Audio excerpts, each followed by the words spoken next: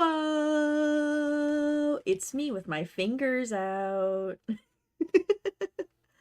Hi, everybody. Welcome back. How are we all doing today? Are we all doing good?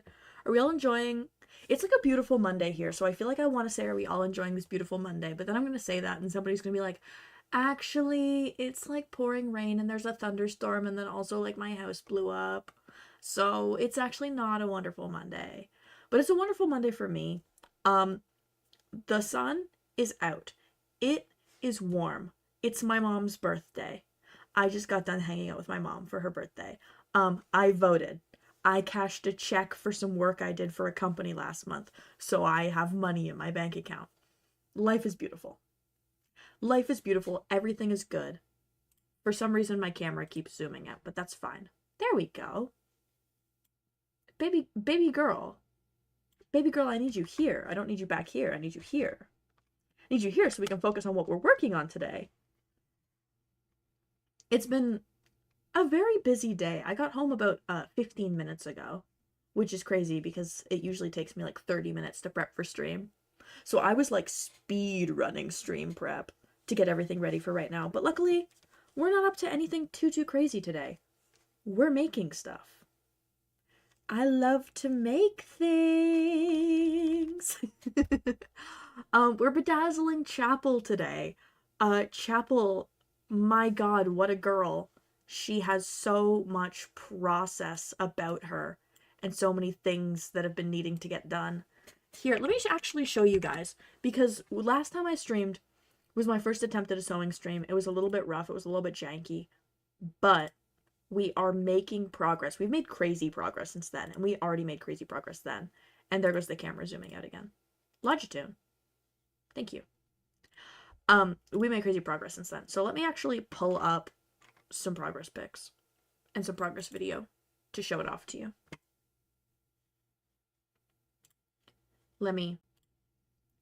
Give me 2 seconds. Let me talk to you. Oh, not what I meant.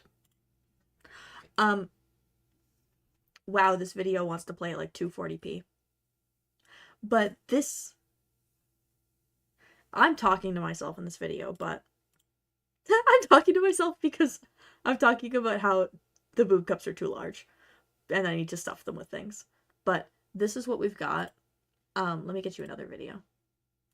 This is a view of it from the back. I'm a little bit excited. I'm just a little bit excited. But yeah, this is the current progress we're working with for Miss Chappell. That's just a photo of my serger. I'm not sure how that ended up in here. Here's a better look at it, actually. This is a photo of my current progress. This is the top that we were working on when I streamed last week on Thursday. Since then, I added grommets in the side. I added the modesty panels in the sides. And I washed off all of the water-soluble stabilizer. And I started working on the butt and her little booty shorts. So her little booty shorts are taking shape. Let me actually. There are other photos on my computer that people don't need to see. Let me find a video that is not the right one. Video of the shorts so far. Hello? Where's my shorts video? There it is. I'm not crazy. I swear to God, I'm not crazy. This is my progress 2 days ago. As you can see, these shorts look like shorts. This is the front of the shorts, and then we keep going on the crotch. This is the back of the shorts. So things are coming together, and things are coming together pretty well, if I do say so myself. Not to toot my horn. Not to toot my horn or anything, but I am really happy with how things are turning out. Admittedly. Things are looking really good. I'm really happy with everything. And now comes the fun part, which is, let me pull this up so you can see it better in the camera. Each scallop gets rhinestoned. So these are the shorts right now. This is the butt of the shorts. I have not washed off the water-soluble stabilizer yet, so ignore all of that. But it's fully scalloped at this point, and I've started to install the grommets. So I've got grommets here. I've got grommets here.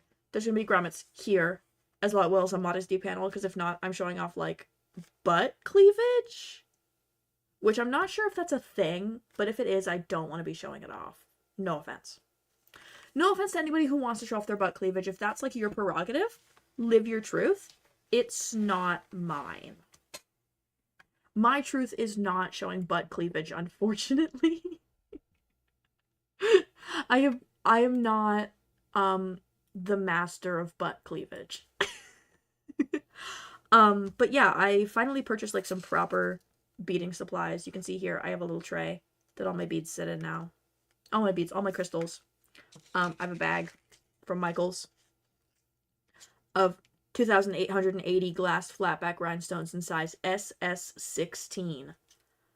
I could have gone a little bit larger, but I kind of like this size. And then I also have this off-brand glue pen that came with my little gem tray, which has, like, this super, super fine tip. I'm gonna pull this off so I can show you. Wait, let me. Super, super fine tip, as you can see. Really tiny tip. Which is really good for getting, like, the fine lines that I need for my glue. And then I also have this little wax thing, which picks up my crystals. So, like, I go, meep, and it picks up a crystal. So, without further ado, we have a lot of rhinestoning to do. So I say we just dive into it. I want to zoom in this camera more, but it won't let me, which is cruel. Which is cruel to me. Let me actually see if I could, like... Wait, I can! Wait, now we're rocking with something. Now we're rocking with something. Okay, yay. This thing loves to get in the way, so I'm actually going to hold it to the side. Yeah, I just got home from lunch. I had brunch. I tried a new type of crepe at brunch. Because I only ever get crepes when I get to have brunch, and I don't get to have brunch, like, ever. So I tried a, apple caramel cheddar crepe. And I understand the concept. Don't get me wrong. I understand the concept. I don't think it's for me. I didn't like it very much. I ate it, but I don't think I would get it again. Mostly because whenever I get crepes, I'm such a, strawberry, like, chocolate or strawberry cream crepe diehard that I can't do anything else. I'm like, that's where I start, that's where I end, that's my girl. We know each other, me and the strawberry crepe, we know each other, like, intimately. I trust her, she trusts me. Everything else is the same. It doesn't hit quite the same. These little scallops don't want to sit up. Or, like, they don't want to lay flat. These scallops keep wanting to, like, curve. So I think I am going to use, like, E6000 or something later to glue them down. But right now, they sort of stick out a little bit, which is semi-annoying. But, oh well. We're doing what we can. Come on. Come on, girl. This one just seems to be the most egregious of all of them. This little one here at the end. I have to, like, use my finger to hold her down. Like, please.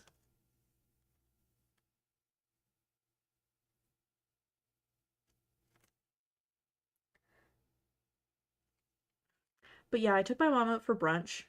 And then I proceeded to go home and make, like, an Instagram post about the fact that it was her birthday. And I cried while I wrote it. Because I love my mom a lot. She's never going to see this because my mom doesn't watch my streams. And I wouldn't ask her to. But she's always been my biggest supporter. And, like, my biggest fan. She likes almost every single one of my Instagram stories. She likes every single post I make on, like, Instagram and TikTok. She'll comment if something's, like, if it's, like, an important post, if it's, like, a sponsored post or something, you'll always see my mom in the comments. Because she's always, like, there to cheer me on. It's really, really sweet and wonderful. And,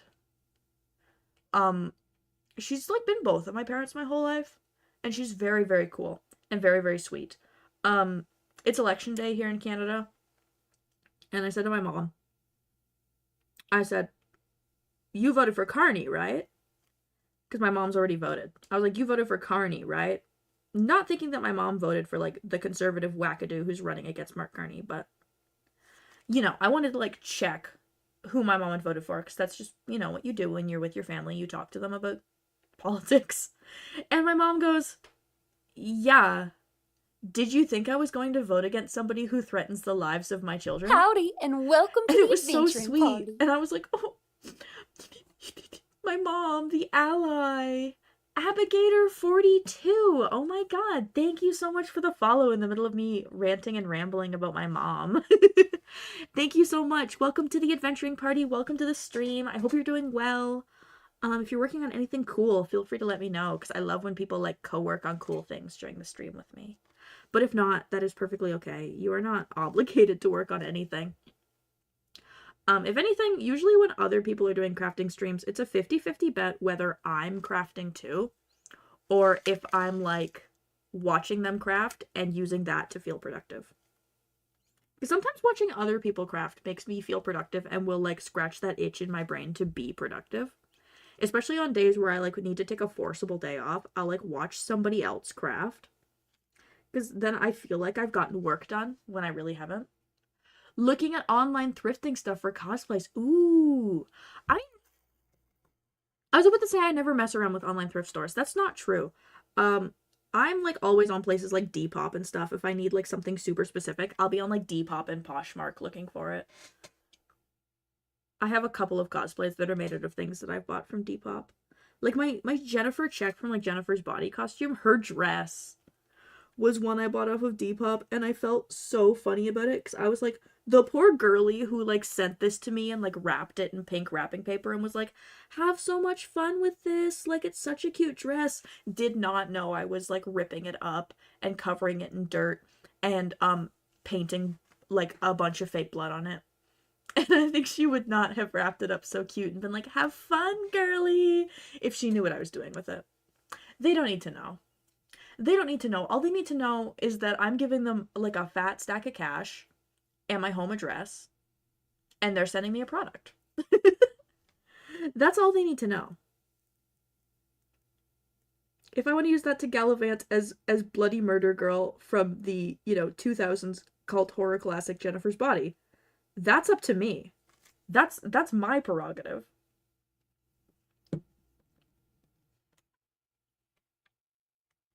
What are you cosplaying, if I may ask? I'm always so curious. I'm always like, what are people working on? I'm so nosy. I always want to know what everybody else is working on.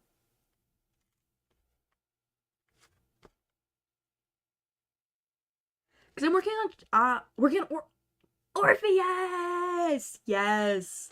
I cosplayed Eurydice, oh my god, 5 years ago now. That is scary. That is scary as hell. I cosplayed Eurydice 5 years ago, and I remember I made mine completely out of, it was in the middle of a pandemic, so I couldn't thrift things, so it was entirely just things I had in my closet. And I think I made a trip to Party City, because our thrift stores weren't open yet, but for some reason our Party City was, which is really funny, because who's having parties? Who's having parties? We're not supposed to be leaving our houses.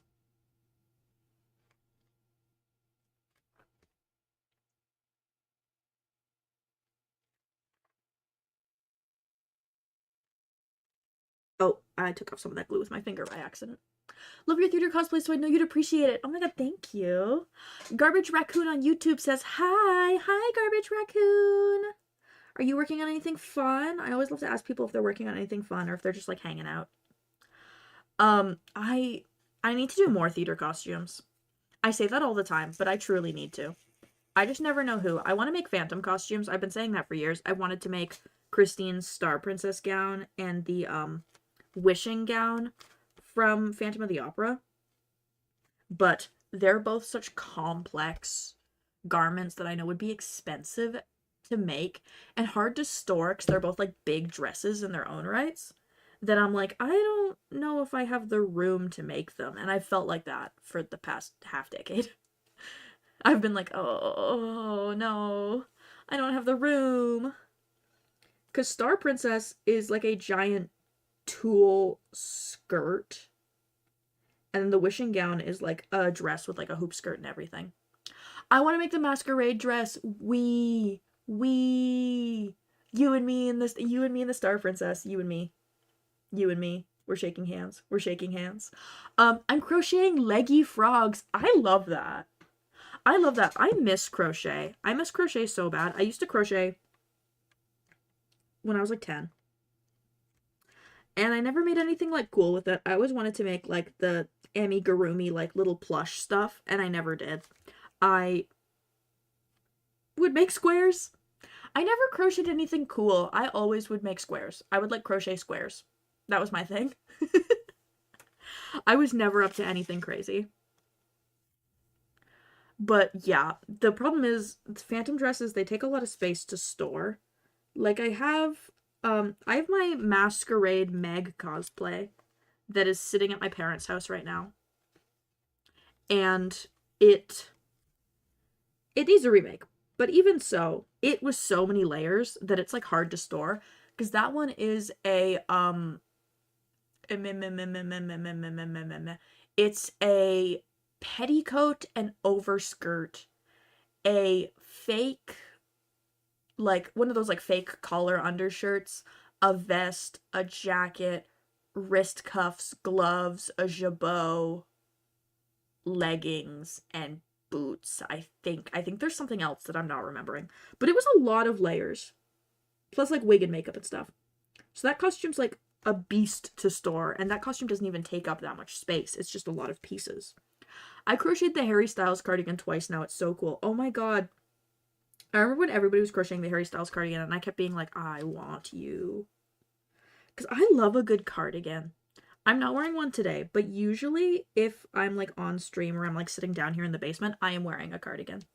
Mostly because it gets abhorrently cold down here because my workshop is in a basement. I am in the basement.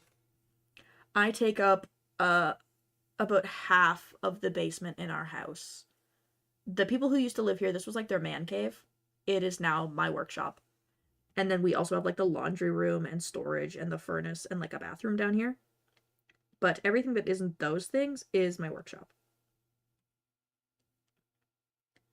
It is now the craft cavern. Thank you. That is exactly what it is.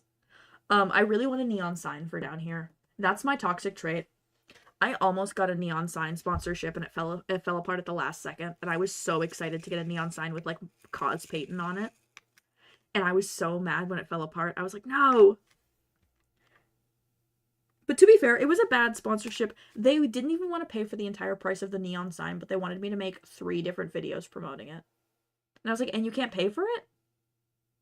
You only want to pay for half of it, and you want me to make 3 videos?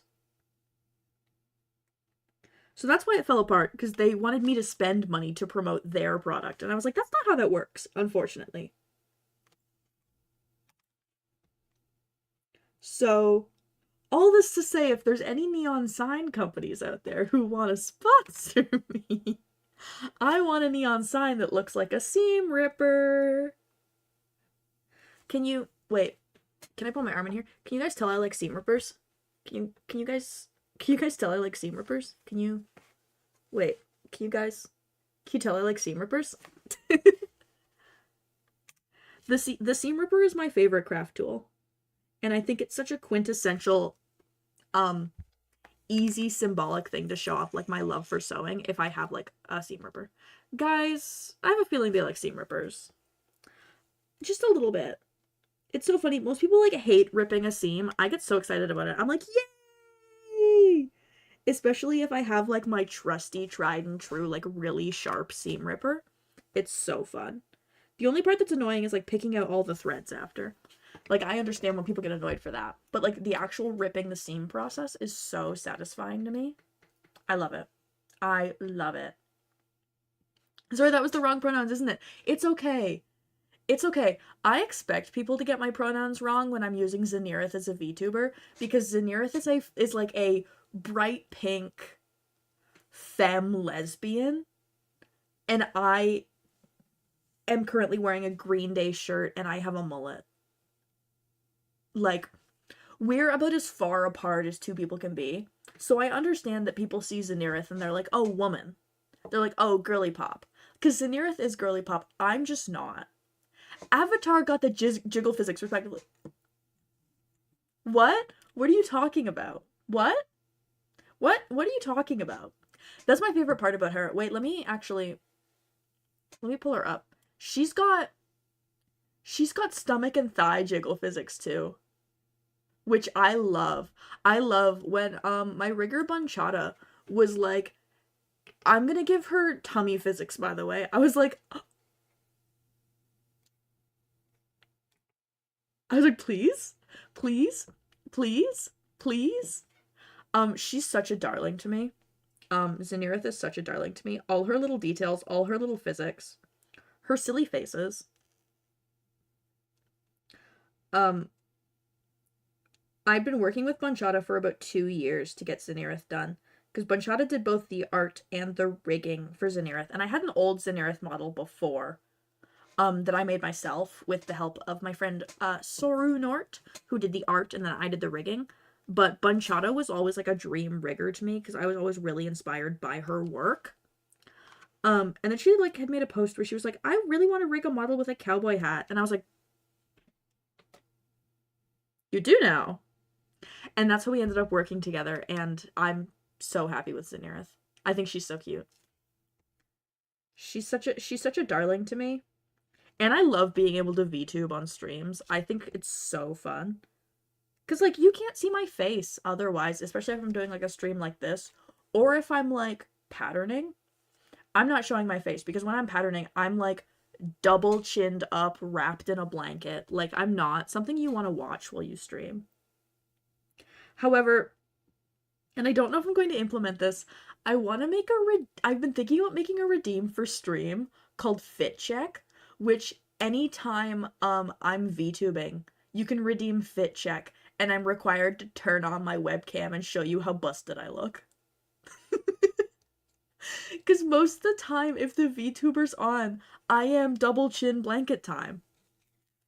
I am double chin blanket time because I'm like comfortable. Perceive time. Forcible perception. Because I just love silly, stupid, fun stream redeems. I don't know if you can tell by my silly, stupid, fun stream redeems. Like, yippee! I don't know if you can tell I love when the stream gets a little stupid with it. But I want to keep adding, like, more and more stupid ones. The Daily Haunting!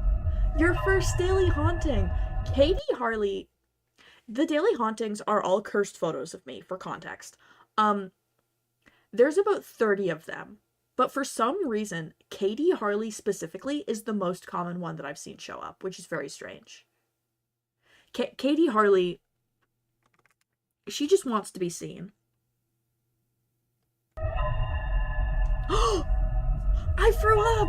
Oh my god! I puked! Oh, this one's called I puked, because there's a different one called I threw up. That is an actual photo of me approximately 30 seconds after I finished throwing up in full Anne Boleyn costume. That is what happens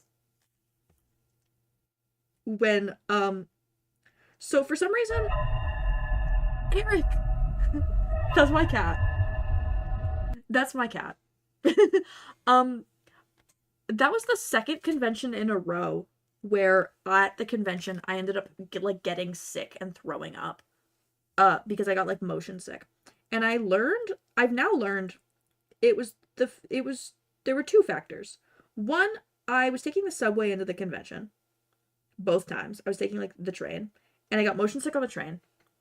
And I got motion sick on the train because, guys, can I make a confession to you guys? I've been wearing colored contacts for cosplay for 5 years. I only recently learned 3 weeks ago that I had been following the wrong instructions on how to figure out if my contacts were inside out. And I had been wearing my contacts inside out for 5 years. Yeah. So I kept wondering why, like, my depth perception was off, why I was getting motion sick, why my vision wasn't the best. It's because every single time I've put my contacts in, I've followed the instructions that I had on how to make sure that my contacts were, like, properly in backwards. So it'd be like, oh, if your contacts do this, they're the right side out, and if they do this, they're the wrong side out. But I had that completely backwards. So I had just been wearing my contacts inside out the entire time. And sometimes I wear one right side out, one inside out. We live, we learn, we thankfully don't lose an eye. I literally got the completely wrong information. And then I found a graphic from the contact company that sponsors me, Pinky Paradise, that they posted on their Instagram about what they call the taco test, which is if you can fold your contact in half and it folds seamlessly like a taco. If you fold it and it folds seamlessly like a taco, that's how you know it's right side out. If you try and fold it in half like a taco and it starts like bowing out at the sides, that's how you know it's inside out. And that was like the saving grace for me in realizing, oh my god, I've been doing it wrong this entire time. So that I was wearing contacts all C2E2 weekend. And usually I'd wear contacts and like 5 hours in, or not even 5 hours in, like 3 hours in, they'd start getting like unbearable and they'd get really painful to a point that I started thinking to myself, I can't wear cosplay contacts anymore. Turns out I can wear cosplay contacts. If I'm wearing them correctly. Thembo energy? Okay, come on. Maybe a little bit of a Thembo. Thembo moment. Listen, the funny part, I take beautiful care of my contacts. I make sure my contacts are clean. I make sure I like check my contacts every month. I change their solution. I take fantastic care of my contacts. I just didn't put them in my eyes, right? But you know what? You live, you learn, and now I don't get motion sick on public transit on the way to the convention because I'm not wearing my contacts inside out. And contacts are actually really comfortable if you put them in the right way. Fun fact. Also, if you got sucked away by ads, please be brave. That's wild. It's so funny. It is genuinely hilarious to me that I was blissfully unaware. I had no clue. You don't want to glue. Can you glue, please?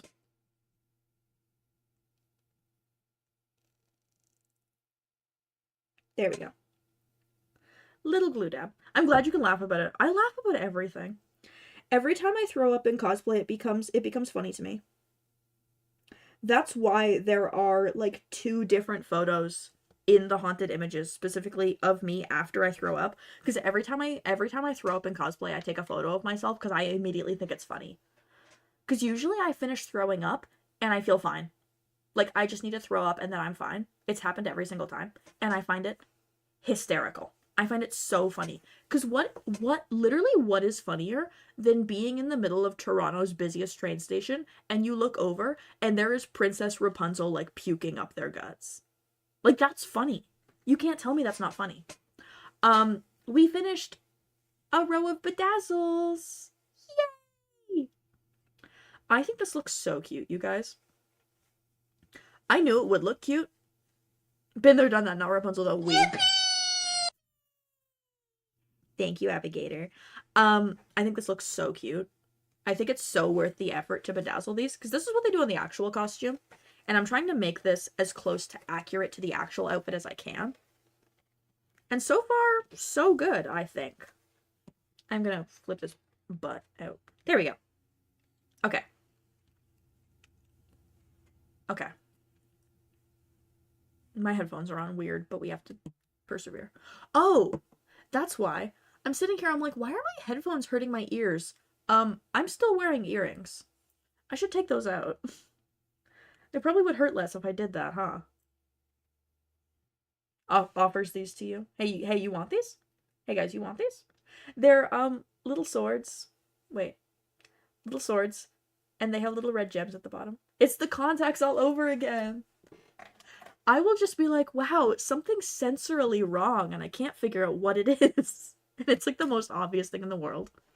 The amount of times I say to my partner, I'm like, my stomach hurts. I don't feel good. And I like feel like lethargic and sad. And he's like, well, have you eaten today? And I'm like, well, no, but it's not that. And he's like, no, it definitely is that. It actually really is that, Peyton. You should eat. And I'm like, oh, okay. And every time I eat, and he's right, it makes me feel better.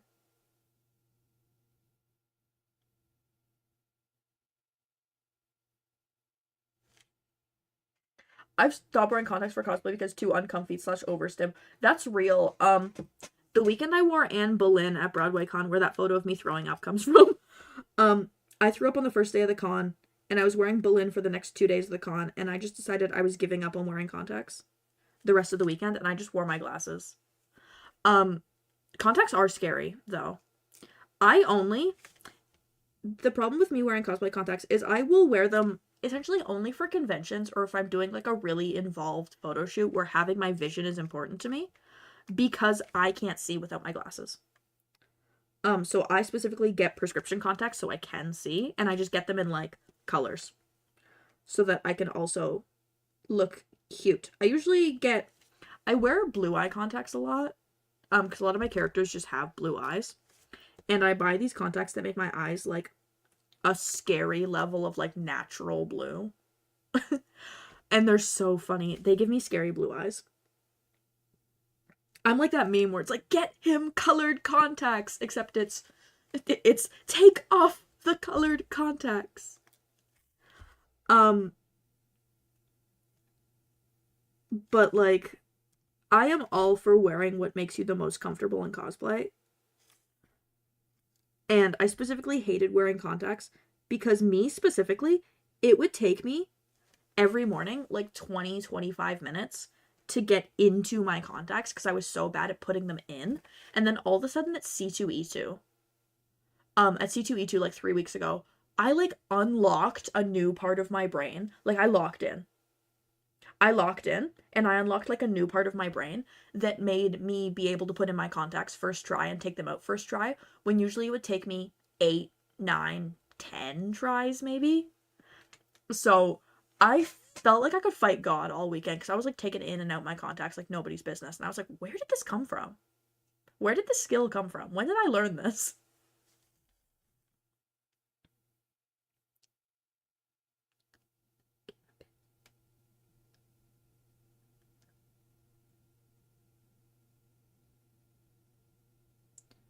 I'm such a big fan of this tiny glue pen, so I don't have to like mess around with getting a bunch of glue all over this. Thank you, tiny glue pen I got from Michaels. You are my best friend.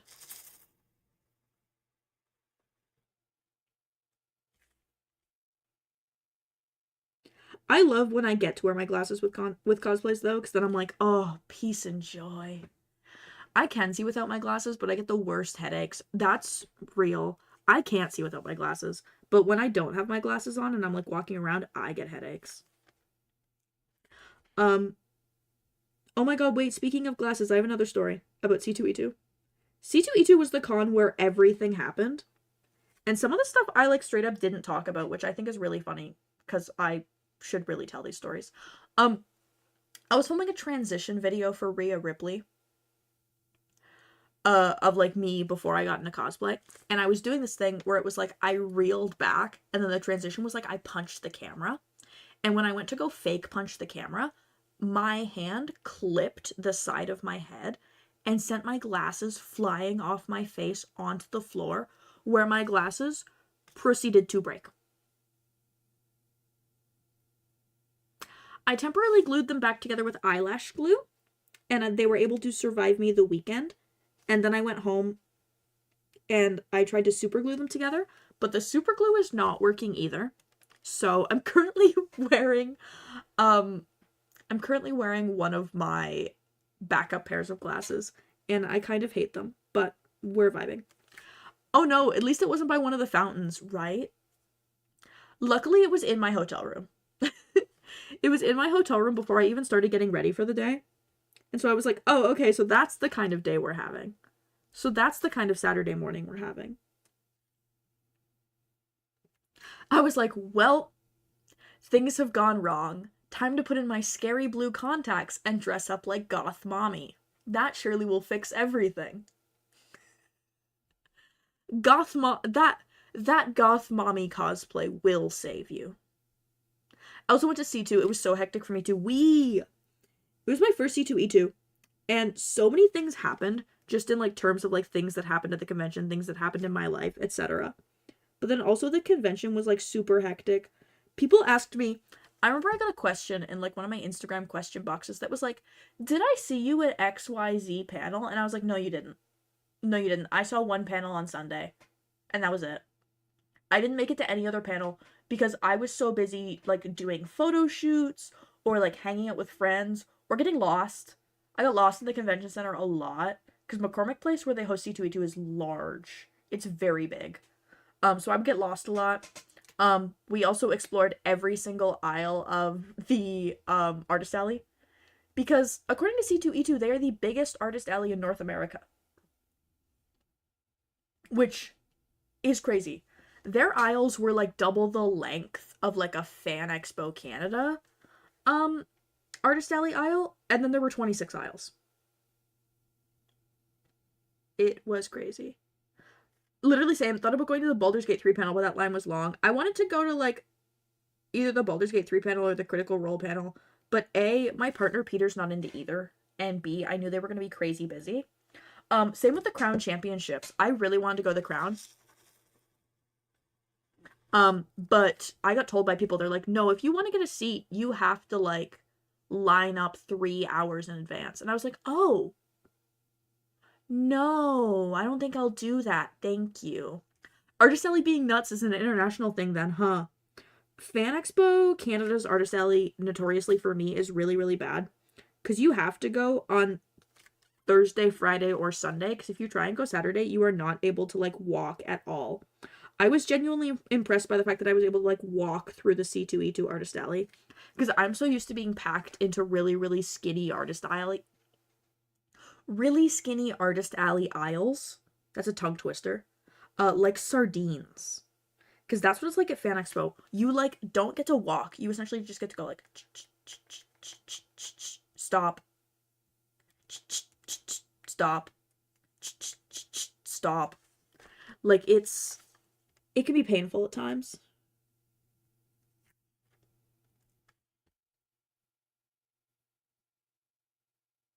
You are too far over. Scoot. No, scoot. No. Come on. Ugh, bastard. Artist alley being nuts is an international thing. It's nuts in Canada, it's nuts in America, it's probably nuts overseas.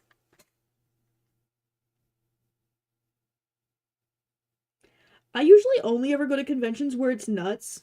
Just because that's like, that just ends up being the cons I end up going to for some reason. So being able to go to cons that were like kind of chill this year has been like crazy for me. Like I honestly found C2E2 kind of chill. As hectic as it was in terms of like convention management, I found it kind of chill, which I've heard from a lot of people it was not like that for them. I seem to have had an outlier experience at C2E2 when I talked about chill. There was a lot of issues with accessibility and a lot of issues with crowd management specifically for panels.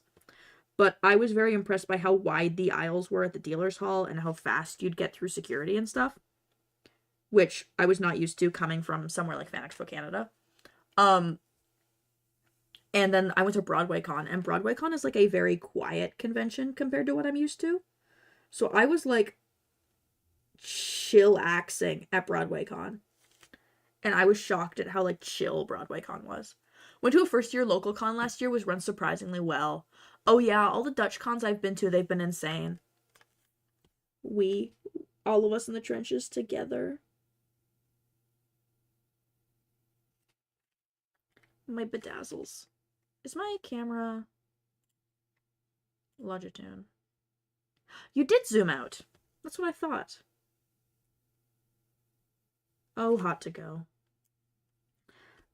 Can my stream music shuffle play The Giver next? No, The Giver. I'm putting The Giver on, actually. The Giver, please. Yay!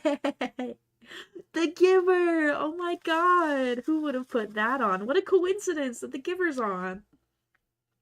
Sorry to the people who watch on YouTube who can't hear my music selection. Or the people who watch the VODs who can't hear my music selection. Puts The Giver on. It's the law. Tips my hat. McGiver. McGiver.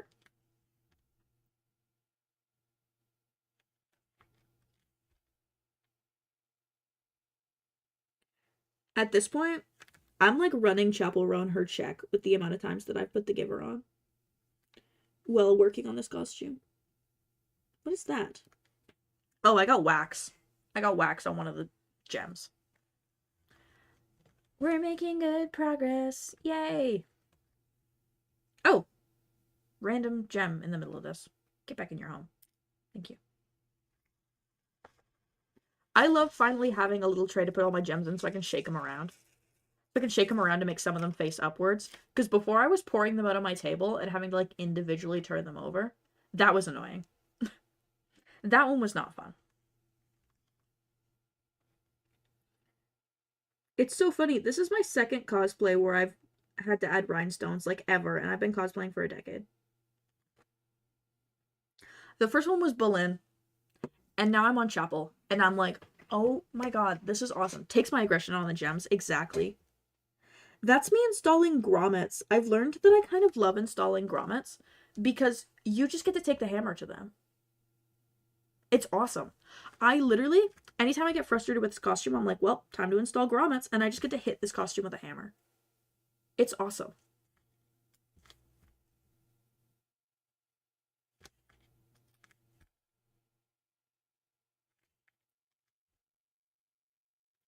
But yeah, I found like bedazzling things to be really relaxing. I'm like, oh, this is like fun. I just kind of get to sit here and I get to just go bink, bink, bink. Ooh, I need to cut that down. That's actually in the way. I need tiny scissors, please. Tiny scissors. She gets the job done.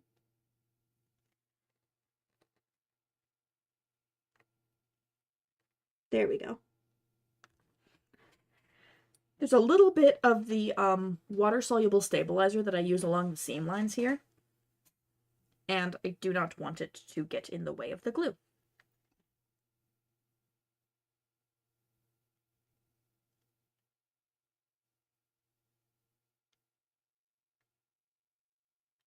There we go.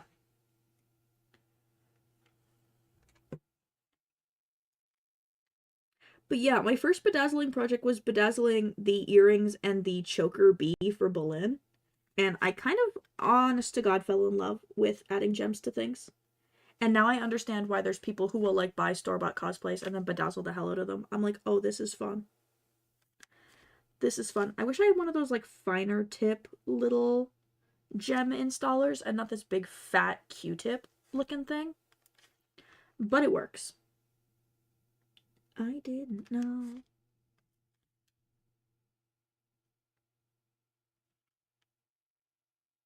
This was the first Chappell Roan song I ever heard, and I immediately got hooked.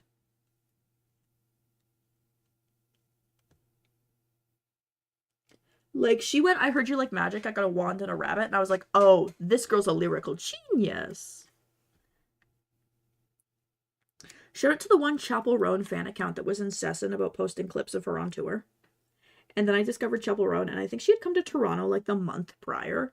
And I was like, no. And now, if she ever comes back to Toronto again, if she ever like goes on tour again, it's gonna be so expensive. And it's gonna be so hard to get tickets. And I'm like, ugh. Why didn't I discover her a month sooner so I could have paid to go see her when she had cheap tickets in tiny venues?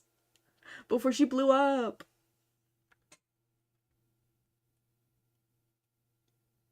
But the good news is, if Chappell ever comes to town, I have an outfit to wear to her concert! It's so funny. I've been wanting to cosplay Chappell for like a year, and I did not know what outfit I wanted for Chappell, or like what outfit I wanted to wear of hers, because she has so many good ones. And then I was watching Saturday Night Live, like, as it aired, and she walks out in this, and she starts singing a country song about Sesbi and Lex For censorship reasons, I'm going to call it that. And I was like, oh, work. Like, this is the outfit. And then I found out that the team that made this outfit made it in 24 hours. And I was like, oh, well, if a group of people can make this costume in 24 hours, I can bust this costume out very easily.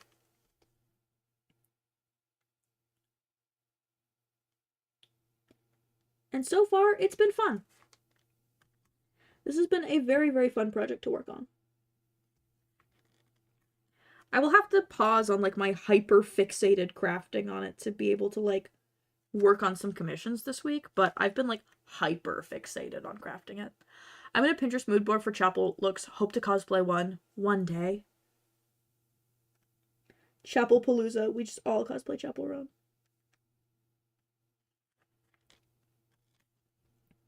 Anytime I see somebody cosplaying Chapel Roan, I get so excited. I'm like, yes! Or, like, any, like, musician. I love when people cosplay musicians. I think it's so fun. I'm like, yeah, why not? People are like, can I only cosplay characters that are fictional? I'm like, no, man. You can cosplay whatever you want, as long as you're, like, cool about it. Whenever I say you can cosplay whatever you want, I always have to specify and be like, as long as you're cool about it, because you cannot cosplay whatever you want if you're, like, being a weirdo racist freak. You can cosplay whatever you want as long as you're being, like, normal about it. If you're being a weirdo freak, you're getting your privileges taken away.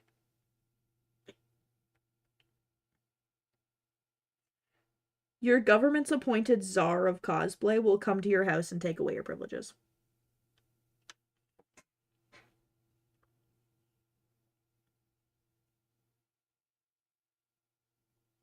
I'm so grateful for, like, the designers for outfits for people like Chapel Roan or, like, wrestling gear makers who will come out after, like, an artist wears a gear they made and, like, post all of their behind the scenes photos or, like, close-up photos of the outfit. It is so helpful for me as a cosplayer. Shout out to Saints of the Undead and Wicked Lester Clothing, who post all about their work for Rhea Ripley as soon as she wears, like, a new outfit. At, like, one of the wrestling pay-per-views. Because then I can immediately start compiling, like, high-quality references. Same with Chapel. Like, the team who worked on this look, like, Zara, Bane, and everybody else on that team who, like, made this look come together immediately started posting, like, behind-the-scenes stuff all about how they made it.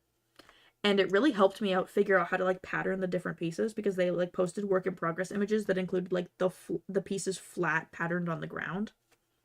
And I was like, oh, that's what it looks like. And it was a huge help when I was patterning my own costume. I can absolutely fit another gem there.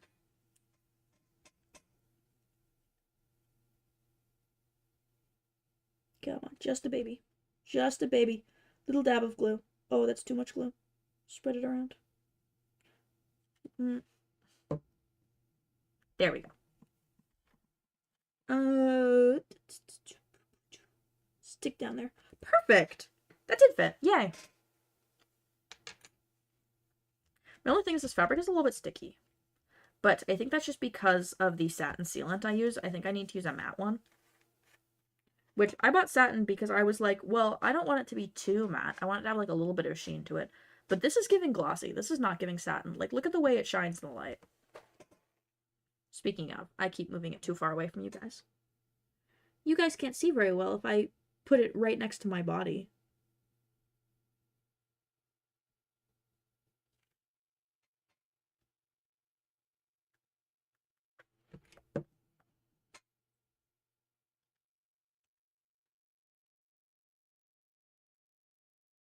Come on. Stick. Thank you.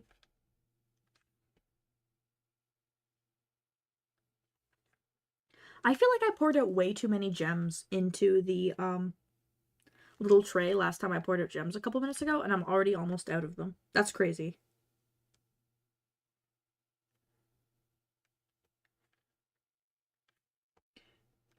I was sitting here reading that they put 2,000 crystals on the actual costume. And I was like, that's crazy. I can't imagine putting 2,000 crystals on here. It really doesn't look like that many. It's only on the edges of the scallops. And now doing it, I'm like, oh, I see. Yeah, I see exactly how this could be 2,000 of them. Because each one of them takes like 9 or 10. So if you imagine there's like 200 of these.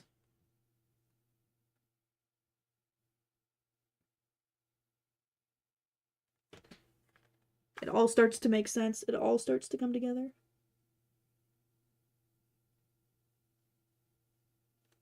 There we go.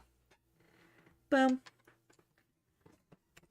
This looks so cute. And I'm so glad I have like a big, you can't even see my hand. I have like a big light over here that's lighting all of this. And it doesn't show up as much on camera, I think, but they sparkle so much under this light that I keep thinking about like photo shoots in this costume and how much it's going to like dazzle. Oh, oh, I'm so excited. I'm so excited. I'm actually going to pour out some more gems before I add glue. No, no, no, no more.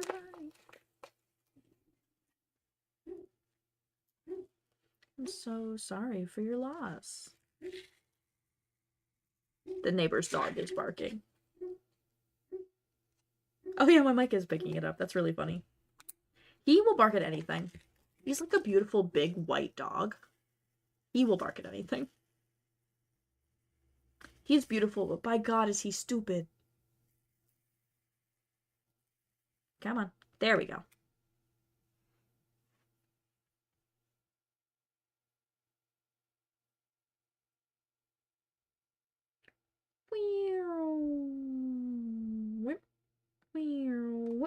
There we go. After chapel, I've already planned what I'm wearing next C2E2 for at least one of the days. I'm gonna be cosplaying GLaDOS from Portal, finally, again. But like a proper cosplay this time instead of a closet cosplay. And I'm gonna have a Wheatley. And I might have a Doug Radman and a Shell too. I'm not quite sure. It's gonna be so good. It's gonna be so good to at least have a Wheatley to cosplay with my Portal. Because Portal 2, I call Portal 2 my first fandom because it was the first time I really like engaged with an online space. I was heavy into like Portal 2 DeviantArt, if that tells you how old I am. If that tells you my age. Like, my first fandom where I knew what the word fandom was, if you want my first fandom where I didn't know, it would be something like Club Penguin. Club Penguin or like My Scene. I was on the My Scene website and like the Barbie website, like nobody's business. I was on Club Penguin daily. I would go to Best Buy and spend my allowance on a monthly membership, thank you.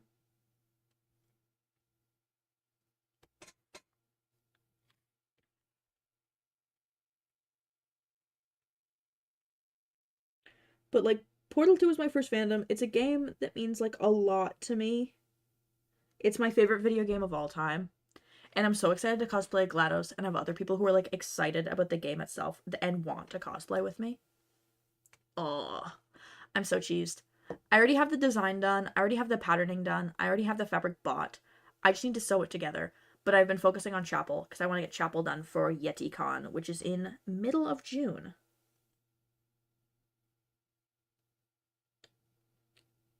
Ooh, that was some mediocre glue application. I applied a little bit too much glue, a little too thick. Thank God it dries clear. Thank God it dries clear so nobody can see when I apply too much glue.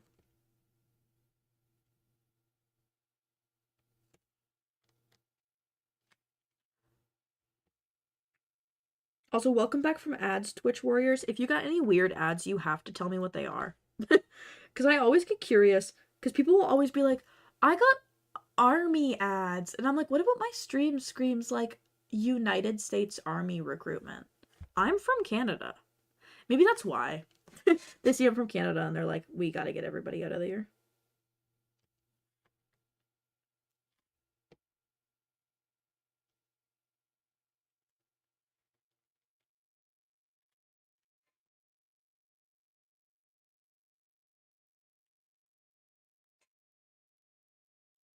There we go.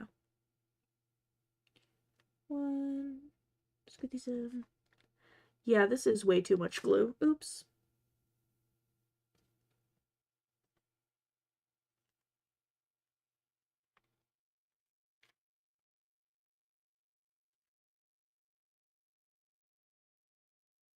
Come on. There we go.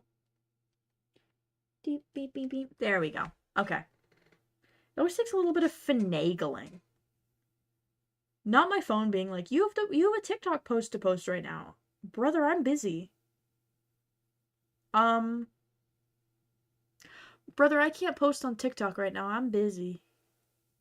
I pre-schedule all my social media and it'll like pop up once a day at a certain time and be like, it's time to post on Instagram, it's time to post on TikTok. And I try not to schedule them for when I'm streaming, but sometimes I forget.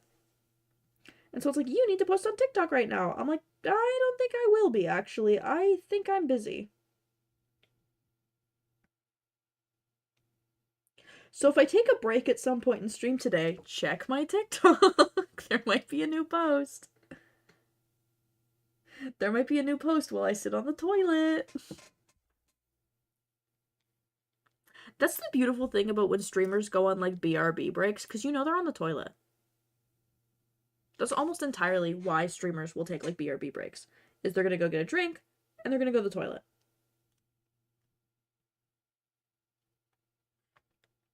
And it's just a little funny to me.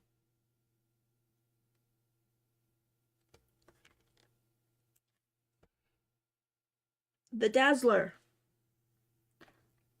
This means we're almost done bedazzling the entire back of Chappell. Of like her butt. We then have to do the front and then the entire top. And the top has like 2 or 3 times more scallops. The top has a lot of scallops compared to the bottoms. So it will take the longest amount of time, but I'm starting with the back of the back, butt dazzling, if you will. I'm starting with the back of the back because I'm like, well, if it's bad, nobody's looking that close at my butt to notice if it's bad, and it gives me time to hone my skills, so by the time that I get to the front of the top, which is the spot of the costume most people are going to see, they'll be like, oh, wow, that looks great. You are a natural at this. I'm the butt dazzler. There we go. Oh, that looks so cute. This camera really does not do it justice, unfortunately. But, oh. She's shiny, she's sparkly, she's cute. Let's move on to the front. Spin everything around. Spin, my child. There we go. Okay. Not perfect, but the front already has more scallops to deal with. And also some weird hangy threads. Get out of here. And cat hair. I love seeing the random bits of cat hair that get stuck to this, because I have a cat that will just... He doesn't care. He'll sit on anything. Let me actually... No. Can you zoom back in, please?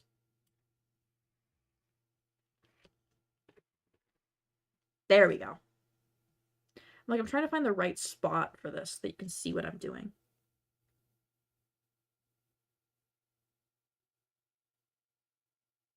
I'm the butt dazzler.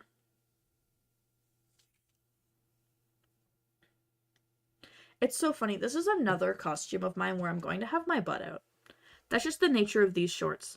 But I'm going to feel extremely covered up because I'm going to be wearing like 2 or 3 pairs of tights. Because Chappell is like a lot of female musicians where they'll wear a pair or 2 of like Capezio dance tights, which are like shiny, shimmery dance tights that are like pretty opaque. So it feels like wearing a pair of pants with the amount of pairs of tights you have on. So you're really not even showing off your skin. You're showing off like skin-colored fabric at a certain point. And depending on the time of year I wear this, I might wear fleece-lined tights too. If it's the middle of summer, I probably won't. But after wearing fleece-lined tights with Anne Boleyn, I was like at BroadwayCon in February, because I was in the middle of New York City in February in fishnets and no bottoms. I was like, I need I need to be wearing fleece lined tights. And after wearing them, I was like, oh, I feel so comfortable in these. Just got back from Las Vegas. Hi, Sparky. Hey, how was Vegas? Did you have a good trip? It's so funny. I know so many people who were in Vegas because they were there for Level Up Expo this past weekend. So I'm like, everybody's in Vegas except for me. Everybody was in Vegas. Everybody was in Vegas. Meanwhile, I'm here. I'm always here. They actually don't let me out of this basement. Fun fact. My boss. Yes, I remember you saying you were going to a wedding. My boss doesn't let me out of the basement. Me. I'm my boss. I love a wedding. I love a good wedding. I once went to a wedding that had 4 people at it. I loved that one. That was my favorite wedding. The wedding with 4 people at it was my favorite wedding. But I've also been to weddings with like 200 people at them. I've only been to 3 weddings in my life. One when I was a child, and 2 when I was an adult. And the one with 4 people. The one with 4 people in the middle of a nature conservatory was my favorite wedding. Technically it was 6 people, but 4 people were legally there. The 2 people getting married. Wait, no, it was 7 people. More people than I thought. The 2 people legally getting married, their 2 witnesses, the officiant, the photographer, and a 7th person who was there to record it for the person who was getting married's dad, who couldn't be there. And what a beautiful wedding that was. 7 people in the middle of a nature trail.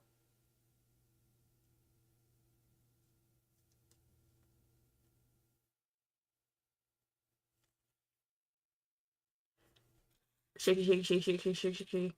Wait. Shaky, shaky, shaky, shaky, shaky. There we go. Meep. I'm the bedazzler. They can't stop me. Oh my god, no. No! Stop trying to stop me.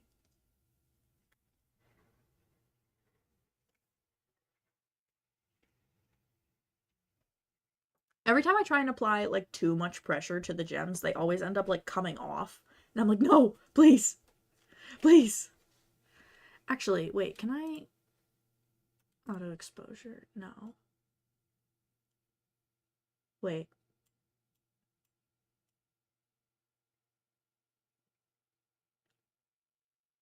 Wait, that's way better. And then turn the saturation up?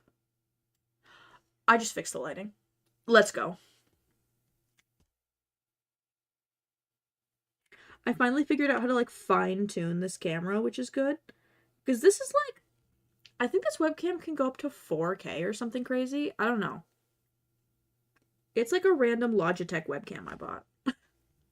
And it's supposed to, like, be very high quality, but I always feel like the image quality is kind of, like, mediocre. And so I just figured out how to, like, adjust the camera settings the other day, finally, and I'm like, wait. I've unlocked a new realm.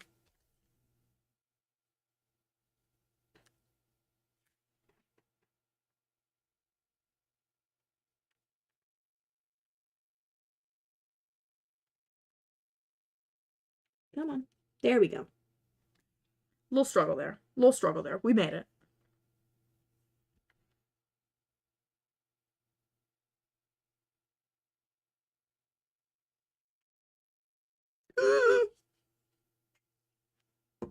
There we go.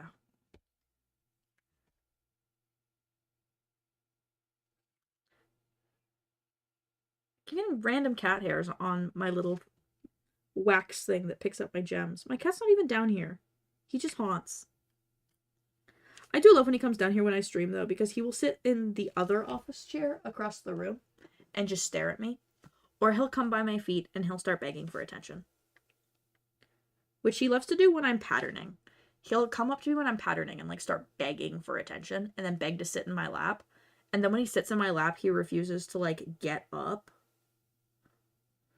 And he only wants to sit with both of his both of his front paws over top of my arm, so I can't work anymore, and all I can do is pet him. He's a high maintenance baby. He's 5 whole years old, but he's a high maintenance baby. He's a baby to me.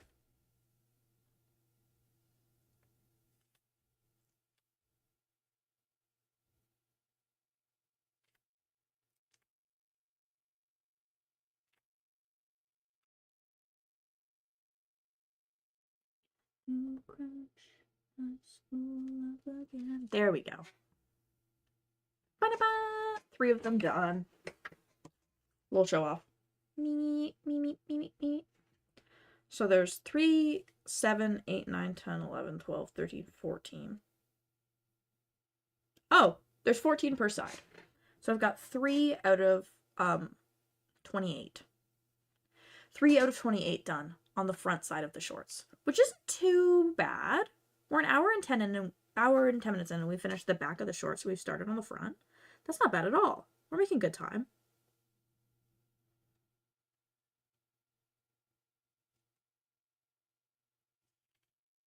I figured this would take like forever, and it's actually not that bad. I'm like, oh, I'm gonna be here for like days. This will probably take like, stream and a half, 2 streams.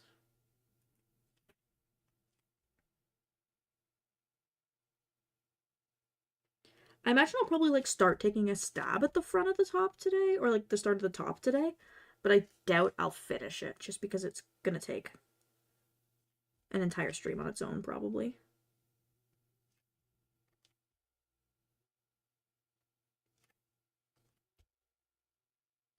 The problem with Chapel right now is that the work that I have to do that isn't bedazzling is adding grommets. And adding grommets involves hitting things with hammers, which doesn't exactly make it very conducive to be a thing that I'm doing on live stream. Because nobody wants to listen to the compressed sound of a hammer hitting plastic.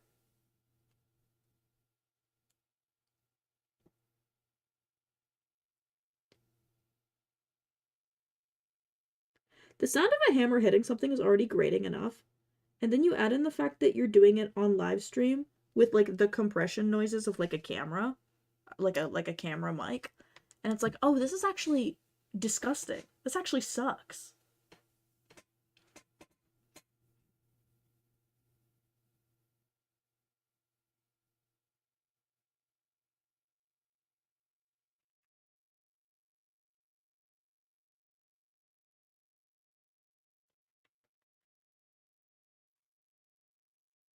Come on.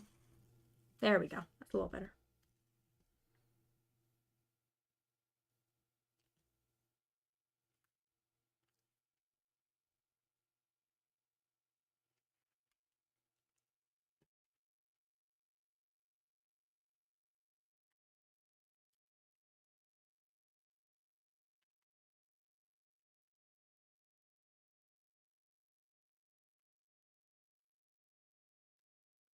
Naked in Manhattan. Sing it, Chapel. I think my pre-made stream playlist, because this is not a custom playlist for working on Chapel. This is just a playlist I play on stream every time I stream, which I made myself. I think it proves to you why I should cosplay Chapel Roan, because half of this playlist is just Chapel Roan music. My playlist, I call it my stream safe playlist, because it's like songs that are mostly safe for work and songs that aren't weird or too loud. Because my actual playlist of music I listen to is a playlist I've been curating since 2020, which is every single song I've found interesting enough to listen to. It is 25 hours long, and sometimes it shuffles and it plays scary things. It plays scary things that you don't want to listen to.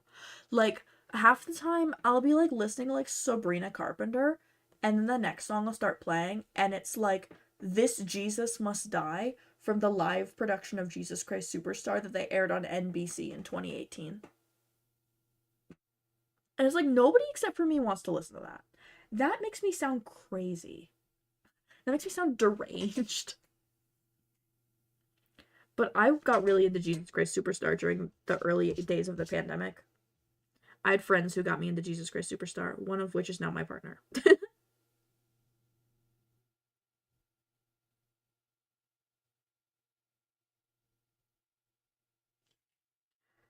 But I was really into Jesus Christ Superstar. So like the early 2020 days of my playlist is like entirely different songs from different productions of Jesus Christ Superstar. And whenever they come on shuffle, it's like a jump scare. People are like, oh, in the pandemic, I was really into Danganronpa. I was really into, what were people into during the pandemic? Dream SMP. People are like, I was really into Dream SMP. I was really into this. I was really into that. I was into the Bible rock opera by Andrew Lloyd Webber. And that was also when I got into Phantom of the Opera. There's one Into the Woods song that starts with Rapunzel screaming, I hate when shuffle attacks me like that. That's real. I have a couple, like, songs with screaming in them or, like, metal songs in my playlist. And it's always really funny because it'll be like crazy metal song that comes out of nowhere. And the immediate next song is Moving Right Along from the Muppet movie. It's like, where did you come from? Who put you here? Kermit, get out! Kermit, it's not safe for you here!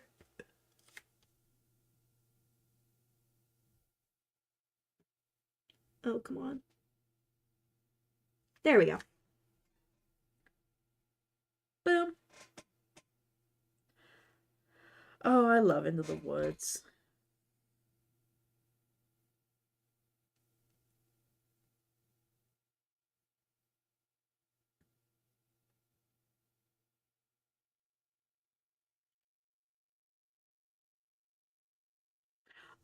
We're going to see Joe tomorrow, like DJO, like Joe Keery's music. And I was trying to explain it to my mom earlier. Like, we're going to see him in concert. And I was trying to explain it to my mom earlier when I was having lunch with her. And I was like, yeah, we're going to go see the guy who plays Steve Harrington in Stranger Things sing. And my mom's like, oh, can he sing? Or is this like something you're going to because it's bad? I'm like, no, he's like really good at music. Can he sing, or are you going to make fun of him because he sucks? Can you sing? Or are you going to make fun of him because he sucks? Hi, Peter. Hey. What's up, buddy? You bored? Yeah, I want to see what you're up to. I'm dazzling. I was formerly butt dazzling. Now I'm just regular bee dazzling.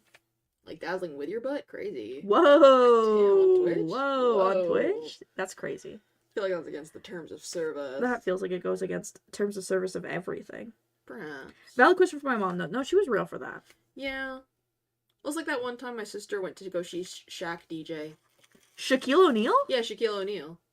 That was like the one time my friend went to go see that guy from Jersey Shore DJ. The Situation? I don't remember. I think it might have been Pauly D. I was about to say, I only know The Situation. Me too. He's the one who, like, rolls his abs or whatever. Because I remember she was like, I'm gonna go see Pauly D DJ. And I was like, from Jersey Shore? And she was like, yeah. Yeah. I'm like, why? Is he good at it? Who knows? I never got the answer. And we never will. We'll never know. And we'll never know, because unfortunately, that boat he was DJing on, yeah, it was the Titanic. And the iceberg? Yeah, that's right. Albert Einstein. What? Okay, so, and that boat was the Titanic makes sense, but the iceberg with Albert Einstein doesn't? Okay. No. You're so... There's 3 of these? I thought there were 2. Whoa. Whoa. What is that? Let me see. That thing. What is that? Twisted metal. Oh! Show that off. There's just like Get closer. There's like a clumped twist of metal. Just... Look at that. That shouldn't be there. The cluster. The cluster. Okay, get out of the way. I'll put it in the garbage. Because I don't think that you want to, bedazzle Chapel with that. My clump. The most important part of Chapel Roan is her random twisted metal clump, obviously. You guys know that classic Chapel twisted metal clump, right? Twisted freaking psychopath. Twisted freaking psychopath. Twisted freaking I heard you earlier talking about your contacts. Yeah. You live, you learn. Did everybody laugh at you? Yeah, they did. Good. They did. I got called a Thembo. And it's like, yeah, I am. Yeah. That was a little bit of a Thembo moment. And I'm proud of it. I'm not proud of it, but I'm proud. I'm proud. That's why I don't wear contacts. No other reason. definitely because you can't get them in. Definitely not because you can't get them in. Who would say such a thing? No. Who would lie like that? Oh, guy who can't even put on false lashes. Listen, they're like a sensory nightmare. If you're not used to them. I can put on eyeliner now, though, so we're getting better every day. Listen, every day we get closer. Mm-hmm. One of these days, I'm going to glue false eyelashes on you. Sure. Sure. Sure, yeah. Sure, what the hell? That'll definitely happen. Totally. Okay, come on. You don't want to try it once? I've tried it before. I think I need to wear ones that don't go all the way across my lashes. Yeah, you need to like cut your lashes in half. Yeah. Ever since I started doing that, I was like, wait, these are way more comfortable because then you don't have to worry about the lashes like poking the inner corner of your eye. Well, yeah, and also my hooded eyes. Your hooded eyes. Oh my god, perfect celebrity. Thank God. Lady I love this Gagita. song. I'm made of plastic like a human. No. You're pushing for me, I don't hurt at all. You gotta sing it like a drag queen impersonating Cher on RuPaul. Whoa! Whoa! Wow! Like a really bad Cher impression, though. It can't be a good one. This little rubber piece keeps wanting to just slap me. Whoa! Wagon wheel Watusi. Wagon wheel Watusi. Now you're starting to sound like Jennifer Coolidge. Oh, makes me want a wagon wheel Watusi Watusi real bad.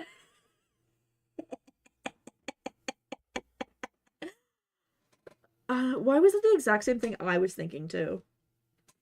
Mind meld. Did you hear me talking about that wedding we went to in the middle of that park? What? When we went to that wedding when there was only 4 people there? Oh, yes. That's fun, wasn't it? Yeah, it was. Yeah. We were talking about weddings earlier, and I was like, I went to a wedding that once had 4 people in it, and then I realized it was technically 7. And I was like, now I sound like a liar. 4 people legally there, and then 3 other people who were there for fun. I was doing a ghost tour. Last ghost tour I done, walking down the street, and I just see these 3 ladies walking down the street. Okay. Wearing like very nice like clearly like bridesmaid dresses, because they're all wearing the same dress, and they're like rushing down the street. And it's really funny because they're rushing down the street in their bridesmaid dresses, but they are not wearing like heels. They're wearing like pink bunny slippers. That's even better. And I was like, I want to know what's going on in your life, but Is this ghosts? Is this to talk about. before This is the while I'm on wedding? Is this tour. after Like, the wedding? Like, I have so many questions. Are you guys like getting ready for the wedding and you're in your bunny slippers? Have you had too much fun at the wedding and now you have to wear the bunny slippers? Like they were walking away from a church, but there didn't seem to be anything going on in the church. Maybe it was before the wedding then. Maybe they Yeah. were having like a nighttime wedding. At like 9 p.m. I was about to say, if they were having their wedding late, I mean, the last time that I walked by that same church was at like 10 p.m. and there was still nothing going on, so. Huh. Maybe they were just bored. Maybe they're just in bridesmaid dresses for fun. They just wanted to cause mystery. They just wanted to make your ghost tour a little bit weird. And those bridesmaids? Yeah, that's right. Ghosts. And those bridesmaids? That's right. The Situation, Polly D, and Snooki. That's right, you guys. It was the Jersey Shore. Is Jersey Shore still, like, culturally relevant at all? Jersey Shore is still on television. Jersey Shore still oh, yeah, no, it is still on Yeah, television. they rebooted it. Because the ads during RuPaul advertising Jersey Day. Oh my god, Jersey Day, yes! There were ads that played at one point during RuPaul's Drag Race that kept advertising, because RuPaul's Drag Race is on MTV, they kept advertising something called Jersey Day, which I guess was like the day of the week they play Jersey Shore. But I couldn't figure out what day of the week it was supposed to be. Like, was it supposed to be Thursday? Was it supposed to be Tuesday? I'm Was it supposed to guessing be it's Monday? supposed to be Thursday. Like, 'Cause that makes the most Thursday, logical. Thursday That makes makes the most sense. logical sense. But it's also Jersey Shore, so I can't trust it. I can't trust it to be logical. I can't trust Jersey to make sense. I can't trust anybody from Jersey. That's true. We have friends from New Jersey. They scare me. Sam, if you're out there, I'm scared of you.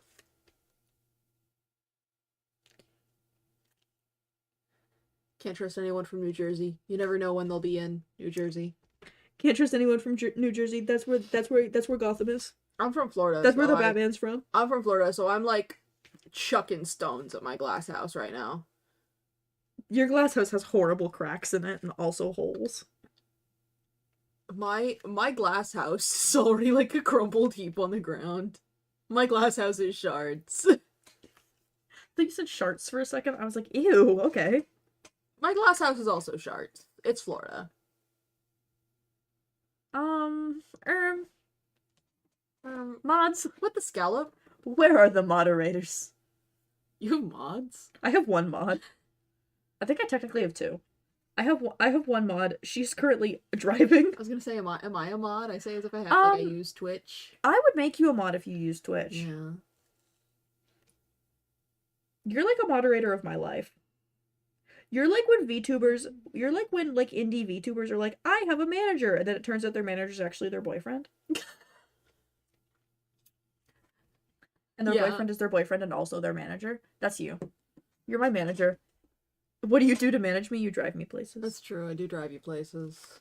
I'm the car. You're like Lightning McQueen in a way. I am the car. I am the car who drives. I am the car who's always been drives. Yeah? Yeah, yeah, yeah. Thank you, Pete. That's really good. You're welcome. I'm a really good singer. That's actually why I like you. Yeah. No other reason.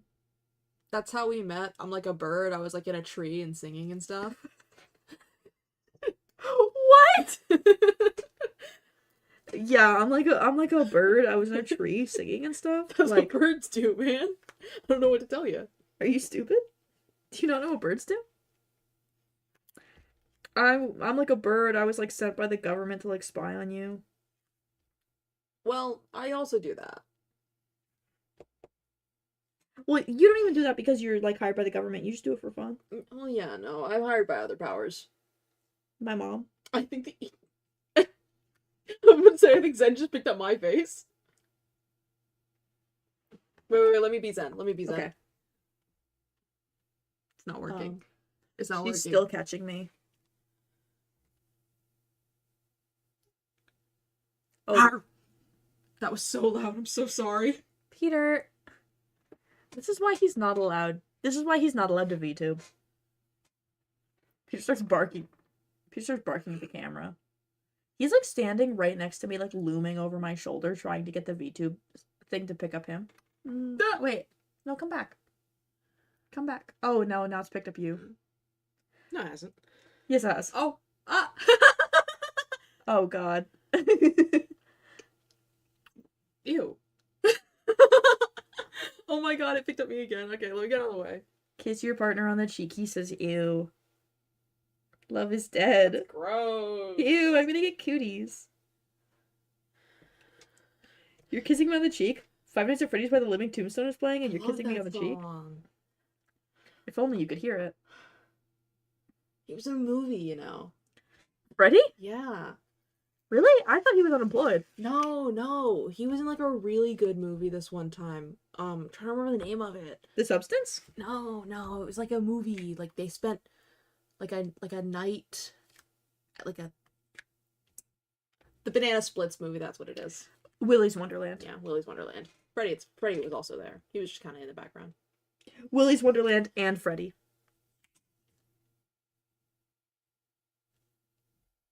If you guys have never seen Willy's Wonderland out there, you should really watch it. You should really watch Willy's Wonderland. We're not sponsored. That's me being genuine. Willy's Wonderland is a movie made before the Five Nights at Freddy's movie came out, back when like every other company was making movies about like animatronic horror. But it has Nicolas Cage in it, playing like a mute janitor. Willy's Wonderland is one of two movies that very much give off the vibe of this is a scrapped script for a Five Nights at Freddy's film that we have slightly edited so we could release it on its own. The other movie of those is the Banana Splits movie, which I think is more obviously a scrapped Five Nights at Freddy's movie script. One of those movies is good. The other one is the Banana Splits movie. The Banana Splits movie has really good kills and really bad acting. Don't we own Willy's Wonderland on vinyl? We own Willy's Wonderland on vinyl and on DVD. Yes. That's what I thought. Did we buy Willy's Wonderland on DVD at like the used DVD store? I almost just named it by name, but that would have doxed us. I think we got it at the rental DVD store that closed. I think we got it in their closing sale. Okay, that's what I thought, because I was like, who would buy Willy's Wonderland and then give it to the used DVD store? To be fair, I have found every DVD on the planet at the used DVD store. Except for the ones you need. No, actually, I found most of the ones that I've needed there. Not the Disaster Artist. I did find the Disaster Artist, so now we have the Disaster Artist on Blu-ray and DVD, by the way. Well, you got that one for Christmas. Well, we got it on Blu-ray for Christmas, and then I got it on DVD at the Tremlings. Oh. Nope. Edit that out. At the used DVD store that has no name. At the nameless used DVD store. I say that like this place doesn't have locations in like, literally. in, like 4 different cities. Congratulations, you've narrowed down that we live in Canada. No way. No fucking way. I voted today, by the way. If you're Canadian out there and you haven't voted, you should go vote. Go vote. Stop watching the stream. Go vote. Or keep the stream on. Yeah, or keep the stream on and take me to vote with you. Yeah. And if you get a funny sticker, what the hell? How'd you get that? I didn't vote. Yeah, Peter can't vote. Unfortunately, Peter's not a Canadian citizen, so he cannot vote. However, he can drive me to go vote, which is an important job in itself. I also didn't vote because I don't care. What? Don't say that. Not even as a joke. You care. I do care. I care quite a bit. You care. You wish you could vote. I do. Voting is cool, and it's also fun. And if you vote in the middle of the day, there's no crowds. That's what I did. I like that Zen keeps getting like confused when you lean your head down. Like specifically in the mouth. She doesn't know what to do. It's because my mouth isn't really in view of the camera, Yeah. so it doesn't know how to track it. But I like having her because I think she's cute. She is cute. She's cute and she I like deserves that to her be here. pupils dilate. I just noticed that. Yeah. She's like an angel to me. Her eyes also like bounce when she blinks. Yeah. Like she's got so many little details to her. It's crazy. I was showing off. Somebody was like, respectfully, she's got crazy physics, and so I was showing off that she had thigh and stomach physics too. Oh yeah. Cause she does. Cause she's so cute. She's just a girl. She's literally just a girl. That's all that you let me be. I'm just a girl living in captivity. She's like Digital Girl in a way. She's like Hatsune Miku to me. She's like if Hatsune Miku was purple. Oh, I wish Zen could do Miku Miku Beam. Zenku Beam! Ha ha ha, wow, beautiful, wow. Wow, beautiful, wow. Another silly redeem from my silly redeems collection. Wait, can you collect my daily haunting? Absolutely. I can collect your daily That's haunting. like part of why I came down here is I wanted to haunt. You missed Eric earlier. He was one of the hauntings. All right, this is Peter's daily haunting. Yay! Yay! That's It's my Eric. favorite picture of him. Our scary son. He's my beautiful boy. He's 5. He's 5. He just turned 5. This is my daily haunting.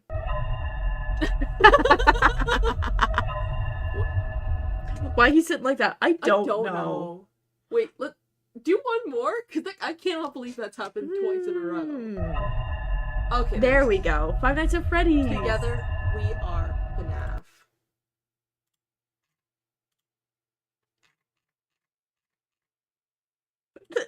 Not this. Uh-oh. Benny Burger! Benny I Burger. love Benny Burger. I took that picture. So many of the daily haunting pictures are pictures that I've taken, and I want credit for them. You get credit for them by, Showing up into your streams and interrupting every couple of times. yeah, you like show up like once a stream or once every other stream to just interrupt. And then I go back to drawing my wrestling fan art. Exactly. Yeah. I come in here, I drop occasional wisdom, Occasional knowledge. occasional knowledge. Then he goes back to wrestling. Yeah. I just got a ping on Discord from one of my friends who's like, "Who wants to play Marvel Rivals?" And I responded with, "You're doing." busy. I'm like, I responded this when you're doing this when I'm literally live on stream right now. Literally just guys being dudes. Literally just guys being dudes. I love wrestling. This is what. This is just a guy just hanging out. Yeah. This is what Peter does. I come down here to bedazzle, and then Peter's upstairs drawing like gay fan art of wrestlers, and I'm like, yeah, It's amen. not always gay fan art. Just most of the time. I might say... Hello? Are you Zen now? Oh God, She got scared. you were briefly Zen, and then I took over. You're like I just saw her like sit up straight, and I was like, "Is she picking me up?" you're like the demon over my shoulder. I eat, sleep, bleed. The demon in your dreams. I need to like be behind the chair. I think because she's gonna keep picking me up. Yeah. I'm over here now. Oh. Now you're like right behind me. Bombastic side eye. Open your eyes wide. Lean forward. Wait, let me toggle one of her expressions. Bombastic side eye. Criminally offensive side eye. Because I can make her mad. Oh, grumpy's in. A little grumpy. I can also make her sad. Which, whenever she's sad, I get sad. Because look at her. Look at her. She's like a kicked puppy. She's literally like a kicked puppy. Speaking of. Oh, wait. No. No. Get rid of her hat. She's bald. She's bald. She's bald. She's torturing And people she's who have torturing people who have hair. She's bald, and there's a feminine nomenon. But I do want to say with the class, I don't always draw gay wrestling fan art. Okay. What do you draw? Joe Hendry. Is he not gay wrestling fan art? You're gay. You're drawing wrestling fan art.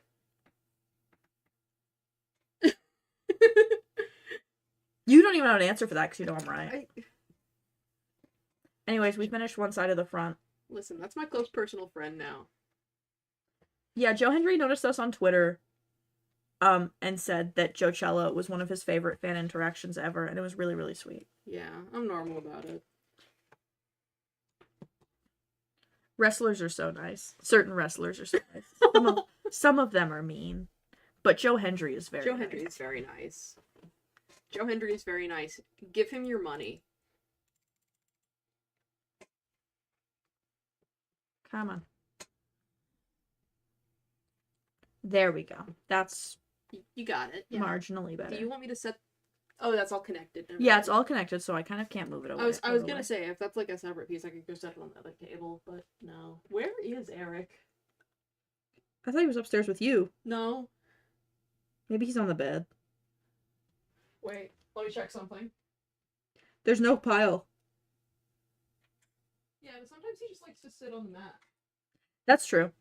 If there's ever like a pile of laundry in our bathroom, Eric will like fall asleep on it. It's really cute. He's just a boy. Yeah, no, he's not down here. Our haunting scary cat of scary haunting proportions. He's just a little boy. He's 5 years old and he's the size of the sun and he's also evil. Listen, he's 15 pounds. That's so big. It's so funny knowing that my former dog Buddy weighed more than him. Yeah. Because Buddy was not that big. Well, Buddy was like dense. True. My dog was small, but he was like he was like a paperweight Yeah. in dog form. He's like one of those dogs where he's like little, But like if you take him on a walk and he decides he doesn't want to walk anymore, he'll just lay down on the ground. You cannot get him to move. You cannot get him to move. That's so scary. I lean over too much and Peter's able to take over like the demon. I've possessed Zen. You've possessed my girl. The power of Christ compels you. Now I'm all the way in the corner. I'm so far away. You're like behind the light. Yeah. I might leave now. I'm gonna go draw more gay wrestling fan art. God bless. See ya. Thanks for coming by, Pete. Well, of course, I had to redeem my daily hauntings. Do you want another one? Yeah, sure. Do you want one for the road? A daily haunting for the road Yeah, for let me Peter. see. What's he Yeah. getting? I bet my Amazon driver looking like this. I love that picture. It always makes me think about I don't know what I was thinking. I have to go to the bank today. What am I supposed to tell them? That I had good news and bad news? That's me. Yeah. I have to go to work. That was...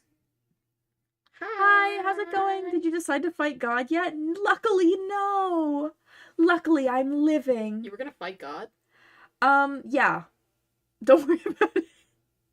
I think the stream title has something to do with fighting God, if I remember correctly.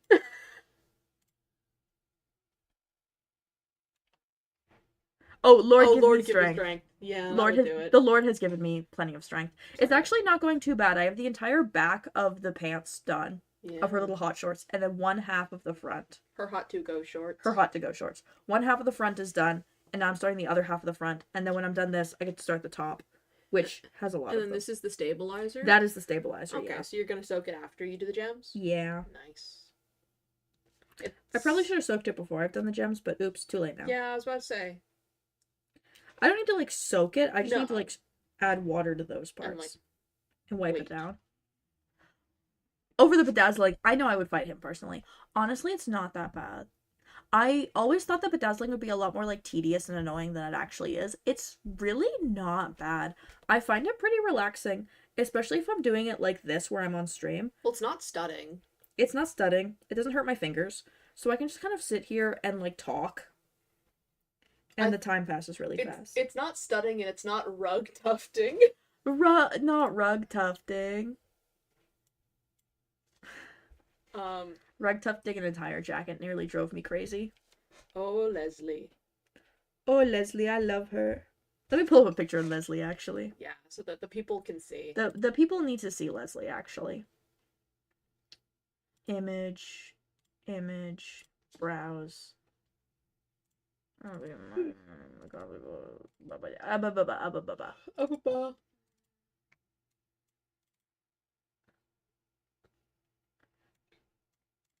I'll pull up the classic photo of her. Oh, she's large. She's big. Shrink. Leslie. Anyways, this entire jacket is like a hand-tufted rug. Yeah. I spent months on this, and I think I nearly went crazy working on Leslie, because the sleeves are hand-tufted, the fronts are hand-tufted, the back is hand-tufted. Each little loop, I had to tuft myself. And not with, like, a rug tufting gun, no. With a punch needle. It's gorgeous, though. Good. Thank you. I'm so proud of it. I'd like to wear it again, but I, like, severely overheated wearing this costume in the middle of the Canadian summer.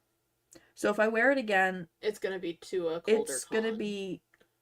It's not even... I don't even think I'd wear it to a con. I think I'd wear it for, like, a photo shoot. That's fair. Because I want to get more photos of it, because I have this entire photo shoot. But I'd like to get more. Mm-hmm.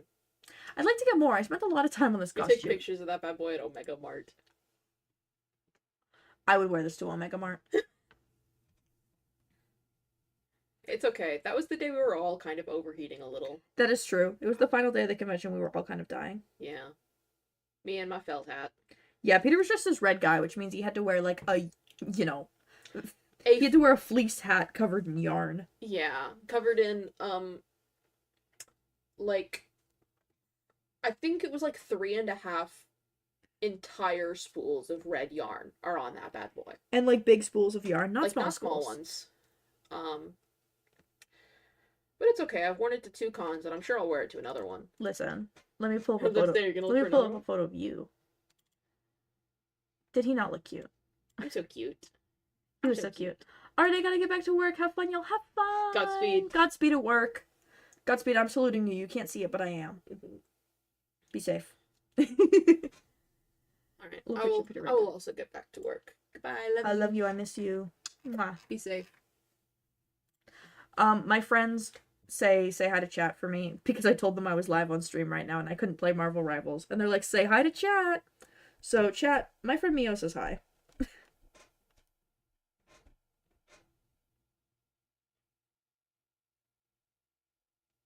It's so funny because my like after stream ritual is always to clock in and play some Marvel Rivals. It like calms me down after a stream, which is really funny because Marvel Rivals can be stressful.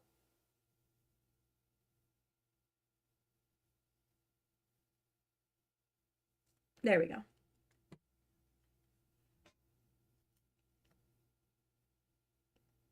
Eeh, eeh. Oh, a second gem.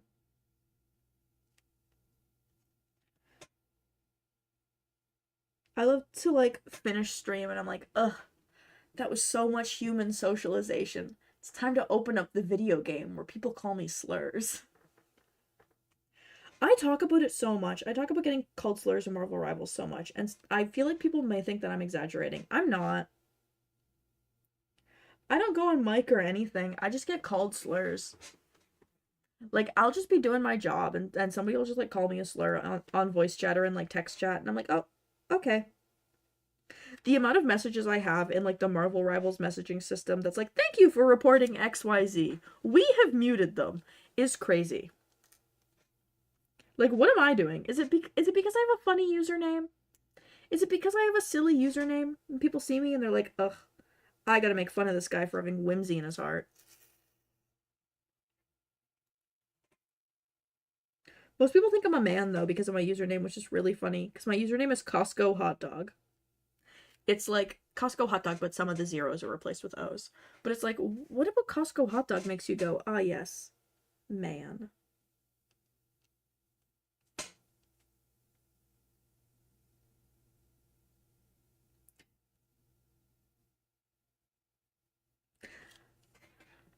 Like, I'm not a man, but I'm not a woman either. So, you know, no matter what you think, you're wrong. But Costco Hot Dog is a very non-binary username of me. I like to think.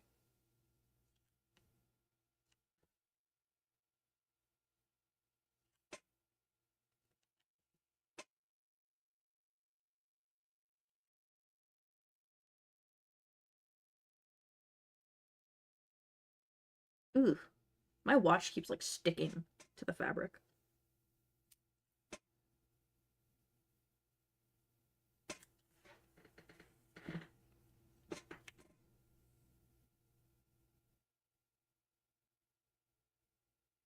There we go. Oh, I just realized I'm like kind of far away from here and then also this zoomed out. There we go.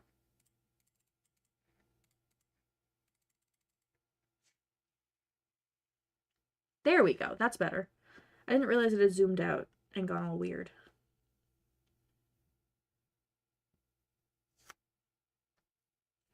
Come on. Beep.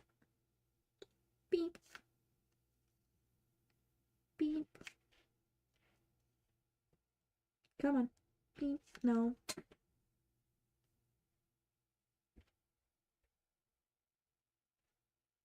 There we go. Another row of stones done. Max Lord, you have to give me the stone. Or whatever Gal Gadot says. I keep watching those like Gal Gadot bad acting compilations and they get to me. You have to give me the stone.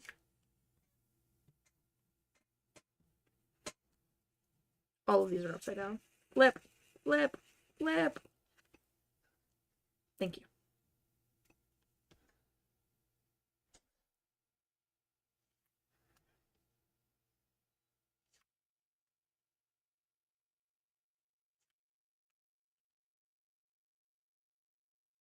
I am kind of excited to gallivant around YetiCon in this costume though, because YetiCon's at like a ski resort in the summer. And it's like this beautiful, picturesque Blue Mountain village. And it's gonna be so cute. I want to make sure that I like book a photo shoot for her if I'm like convinced that I'm going to get her done for YetiCon, which I think I can. I think I have plenty of time because I have like a month and a half. The only part that scares me is the wig. The wig scares me, but I think I can do it.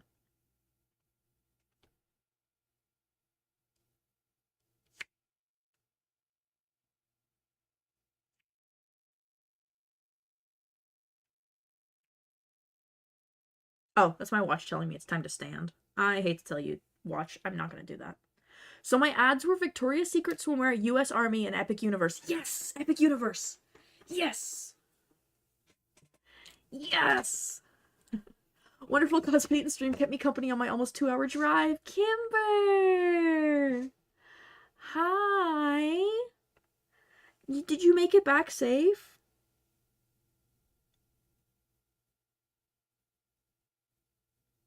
Also, I'm so glad you got an Epic Universe ad. Peter and I are planning our trip to Epic Universe because we have to go to Florida to visit his family, and we're like, well, if we're going, we might as well go to Epic Universe. As much as I don't want to go to, like, the United States right now, we have to go to visit his family. So we might as well make the most of the trip we have to take.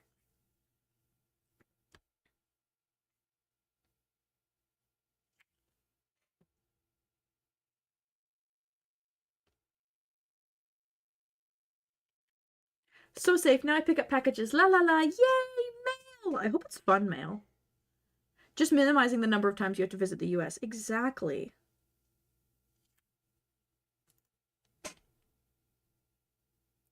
We live decently close to the United States border, so back when, like, the US-Canada relations were, like, better, I would go to the States, like, once every 2 months. Just to, like, cross the border and go to America and buy, like, American food from, like, their Targets and Walmarts. I don't do that anymore. But I do miss, like, certain American food. I specifically miss cookie M&Ms. I want to open a P.O. box and just ask people to send me the cookie M&Ms. I'm like, please. Please, guys, I need them. If you have the financial means. That would be me if I had a P.O. box. I'd be like, just send me cookie M&Ms and nothing else.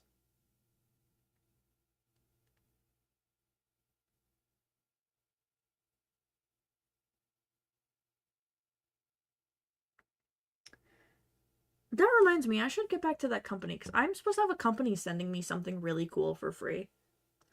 Not for free. They're paying me to promote it, but they're paying me in product to promote it. It is lightsabers. And I really am excited about it, because I've always wanted, like, an adult lightsaber. Like, not one of, like, the kids, like, fold-out lightsabers like I had when I was, like, a sweet little young lad, but, like, one of the real big adult ones that, like, lights up and is made out of metal. I want so bad.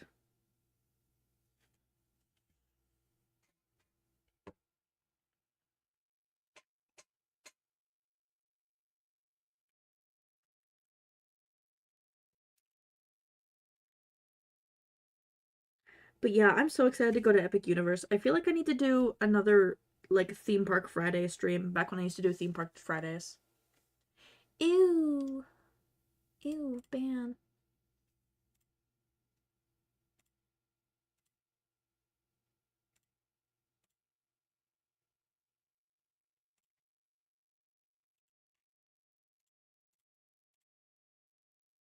Likely ban evader restricted. How do I ban them? Timeout. Ban. There we go. I'm like, what is my Twitch doing? There was a spam message in chat. Ew. I feel like I need to bring back Theme Park Friday, specifically to have a stream where I just only talk about Epic Universe. Because I have so many thoughts about Epic Universe. And it's actually driving me crazy. Some of my favorite theme park vloggers are starting to put out, like, their Epic Universe vlogs when they've gone for, like, preview days. And I'm like, oh my god. Take me to Isle of Burke and leave me there. Take me to Dark Universe and do not take me out. Let me live there.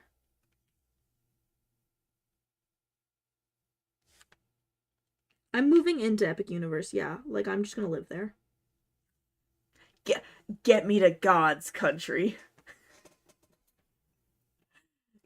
Get me to God's country. And it's just like a picture of the Isle of Burke. It's a picture of like Stardust Racers. I want to ride Stardust Racers so bad. Ugh. I want to ride all the rides there so bad. The dark rides look crazy. There's one dark ride I want to ride there because I think it looks cool from like an Imagineering, like creative perspective, but unfortunately it is the wizard transphobe property. So I'm like, I'm gonna ride it, and then I'm just gonna leave the land. I'm gonna like go in there, I'm gonna enjoy the land, and then I'm going to leave. I do not think we need more Harry Potter anything. Especially when that money goes directly into J.K. Rowling's pocket. But all the footage I've seen of the new Harry Potter ride in that park looks crazy. It's like, it's a shame that J.K. Rowling directly profits from this and uses it to fund anti-trans legislation. Because that's like a crazy thing to do with your money. You could donate that to people that you like. You don't have to like use it to perpetrate hate. It's really simple to not do that. It's really easy.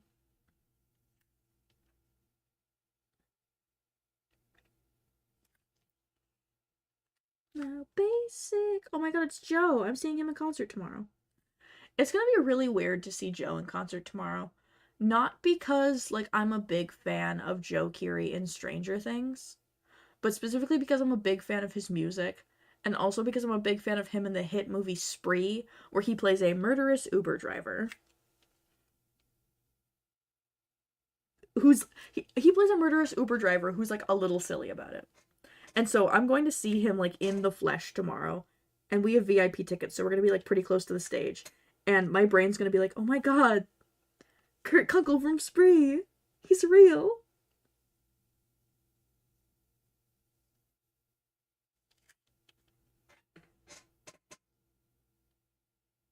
Ugh, these look so good. Sorry. Oh my god. I really need to get a photo shoot in this costume. It's looking so good.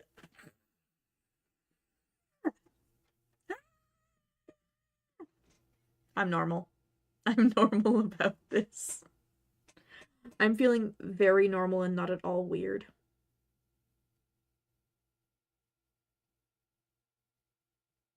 I'm not at all weird and abnormal over anything. Never. Me? Never. I heard you're back together, and if that's true, you'll just have to taste me when he's kissing you. Oh, come on. Tuck.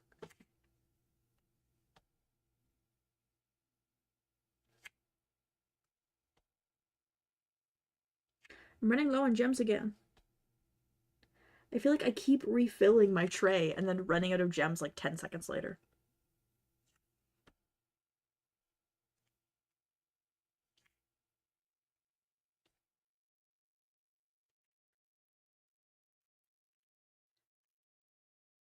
It is very helpful though to stream my process while I'm working on Chappell, not only because like I enjoy streaming and it is really fun, but because I'm planning on making a YouTube video all about how I made Chappell.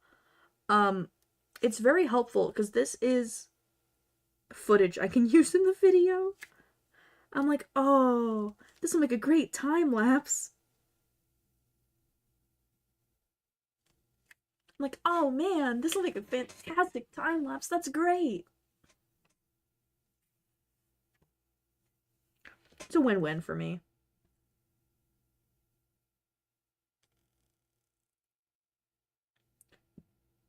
I do not think the mic just picked that up, but my glue bottle just made like a wet fart noise. That was nasty. Ew. The glue farter. The glarder.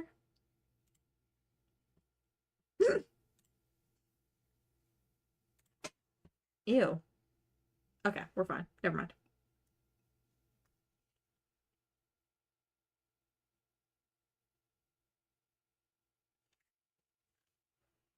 Do I have enough crystals to finish this layer? I think I do, and then I have to pour more. Enough for this scallop, and then I need more. Oh, come on. There we go.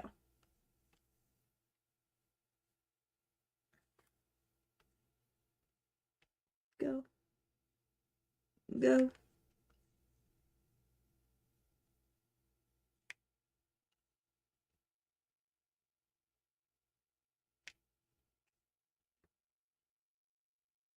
There we go. Some of those look like they could be stabbed down more. There we go. Okay. More of these in my thingy. Please.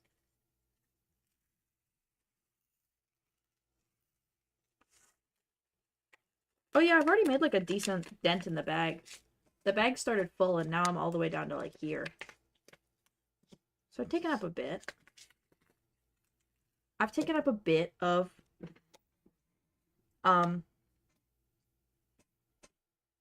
what's the word? I've taken up a bit of the bag. I've used up. That's the word, used up. I've used up a decent chunk of bag.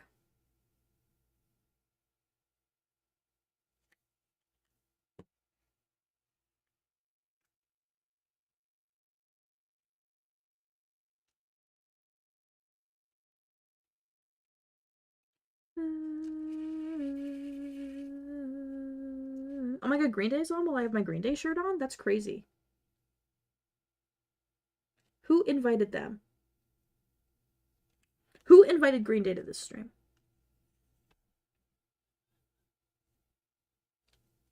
I got to see Green Day in concert last year, and it was like genuinely a bucket list item for me. Like, I think it easily went up to like one of my favorite concerts of all time. Simply because it was Green Day performing all of American Idiot and all of Dookie. And getting to listen to an album that literally was like formative to me growing up. American Idiot was like formative to me as a young child. Hearing the entirety of it live, something I thought I'd never be able to do because it's an album that is like, 20, 25 years old, was crazy. I think it's 20. I think it turned 20. That's what it was.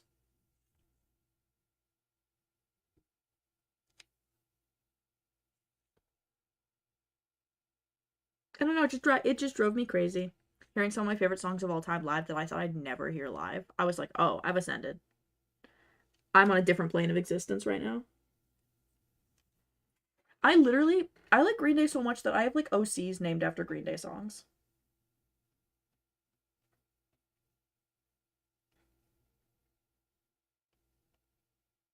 I have OCs that if you look on their character onion, like Billy Joe Armstrong is there.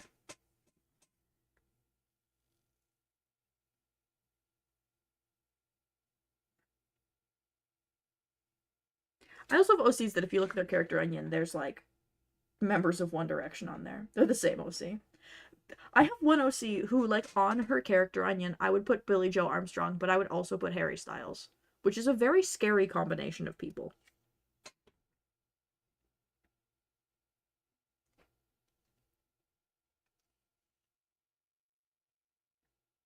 Oh my god, I'm almost on the shorts. Wait! I only have 3 scallops left. Yay! Not too bad, Peyton. Not too bad. Not too shabby.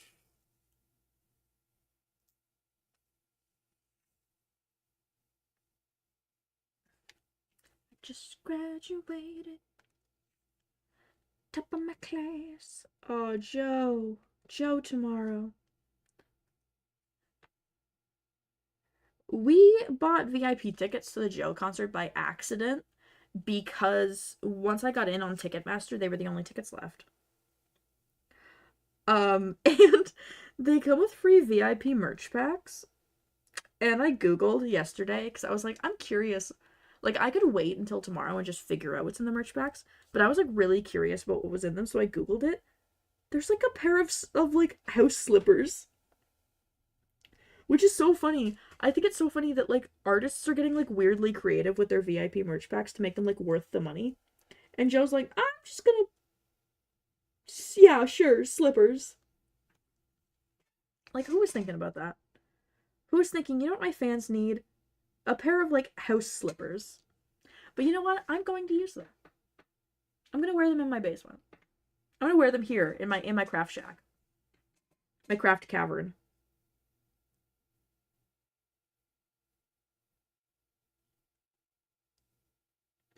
Come on.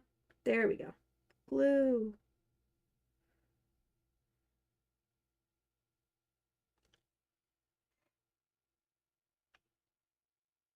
Oh, that was scary. Don't do that.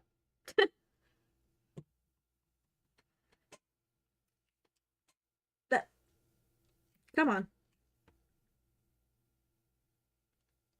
What does it say about me? What does it say about us?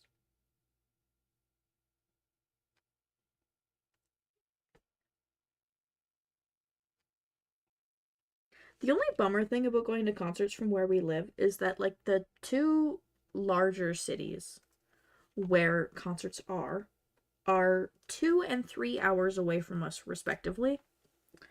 And the one where most of the concerts are is 3 hours away.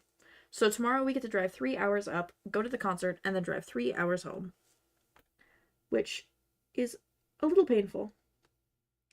But it's a sacrifice we make for good music. There's a concert we really want to go to next month in Toronto that we can't go to because it is simply too far of a drive for the concert. We can't justify it as much as we want to go. It's like, oh.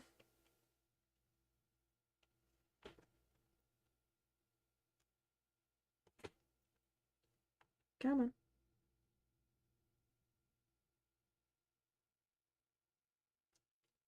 There we go.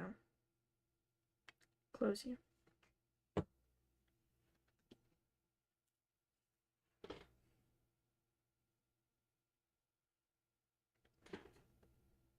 I'm gonna try and fit one more gem in there. I think I can.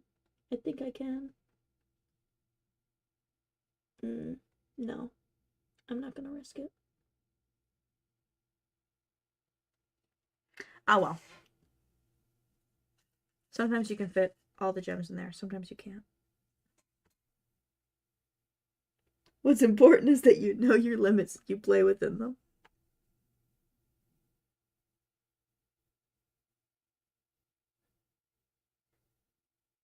What's important is that everybody has fun.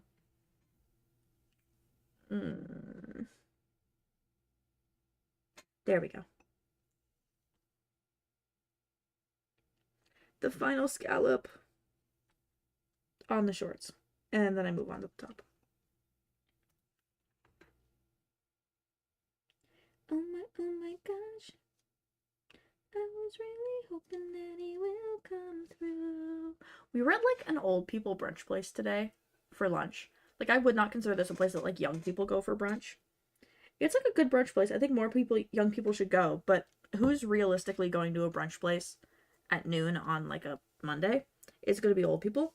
And they were playing this. And I felt like I was going crazy. I was like, did they give one of their younger staff members the aux cord? Like, who is playing New Jeans in the middle of this brunch restaurant? It was genuinely, it was awesome. It was awesome because I had a moment of realization and I was like, oh my god. Okay, those two gems were just like weirdly placed. I guess they got bumped around at some point. Let me re-glue 2 new gems. There we go. Oh my god, yes, I'm missing that. I was really hoping that he will come through. I could not recognize a single other song that got played on the radio while we were at that brunch place, but the one there. The one being, oh my god, my New Jeans was killing me. Hi, officially now, my package was a cinema roll overall shorts I got. They fit perfectly. Kimber, you have to send me a photo so I can look at it when I get off stream. Those sound so stinking cute. Sorry, let me look at these. Scooting. When the stream is over, I'll take one and send it. Thank you. Look at my little bedazzled darling. She's so shiny. Oh, this looks so good. And then it gets like a belted waistband and stuff too. But, oh, the dazzles. Ah! The bedazzler. The dazzler. It looks so good. I'm so happy. Yay! This looks so good. Thank you, Kimber. I'm going to get up for 2 seconds. I'm going to move this over to the table to properly dry, and I'm going to grab the top so we can start dazzling that. So if you hear me creaking and croaking around, you know why. In the meantime, be safe. Okay. Scooters. Okay, the VTuber's about to lose tracking. Sorry if she looks scary.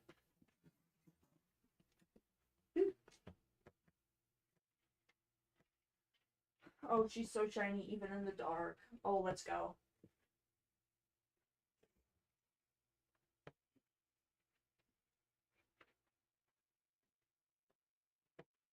Okay. I'm back. I'm back. Here's the top.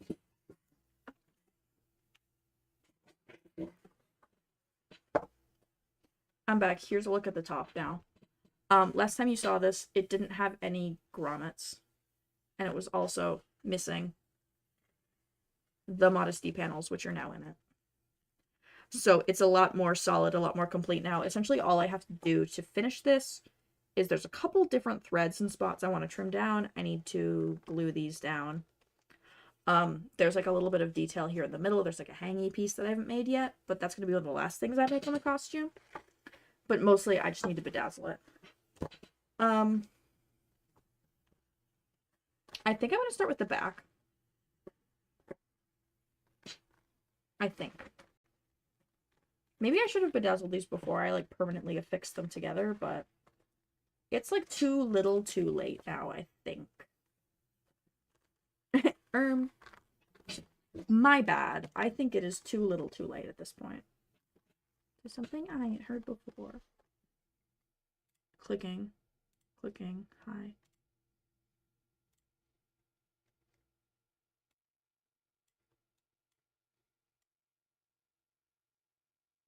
There we go. There we go. That's better. Okay. Bringing my gems back in. Bringing my glue back in. I'm going to start with this bottom edge here for ease.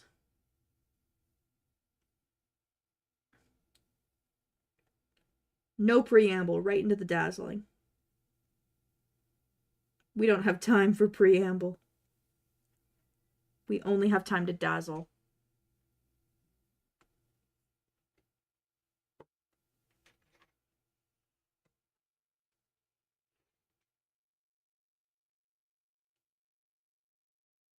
Ooh.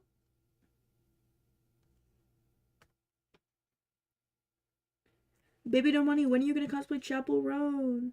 I say, knowing full well he would not do that.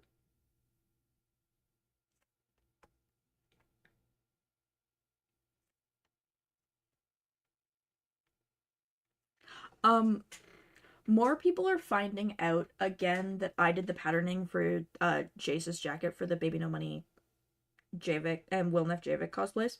And people have been messaging me and they're like, can you tell Baby No Money to cosplay this? Or can you tell him to cosplay this?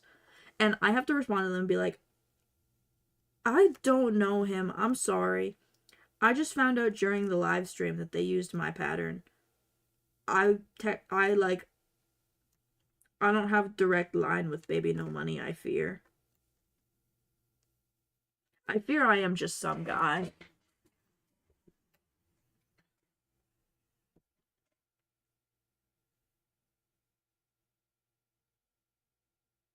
Come on.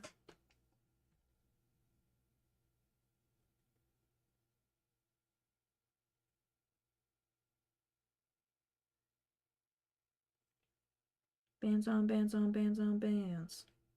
Oh my man.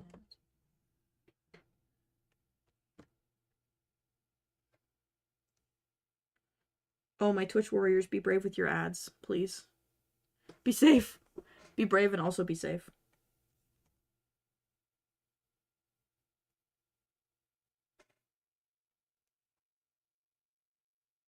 There we go. It's funny, people are like, can you ask Baby No Money to cosplay this? Brother, I barely know what I'm cosplaying next. Do you think I could ask somebody else? I can barely convince myself to cosplay things some days, and there are things I want to cosplay.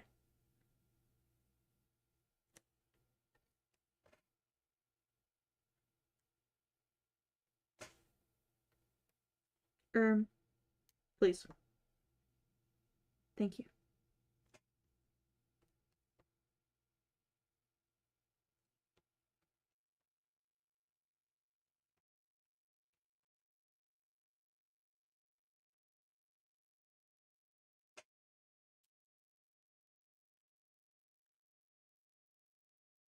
Come on. There we go. I think I added too much glue on that round of bedazzling, but it dries clear, so... Oops.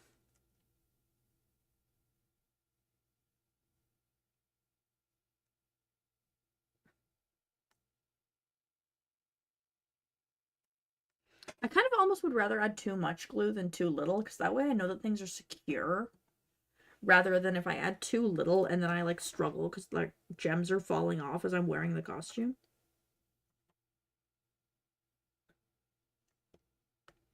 I'm wearing the costume and I'm just shedding gems.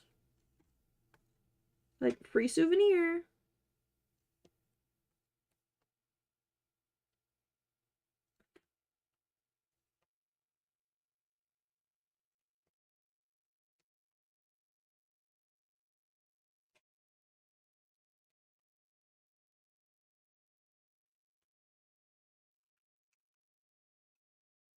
If you meet me in this cosplay and and a gem falls off while I'm wearing it, you have full permission to pick it up and take it home with you. Consider it a souvenir from me to you. Consider it a gift.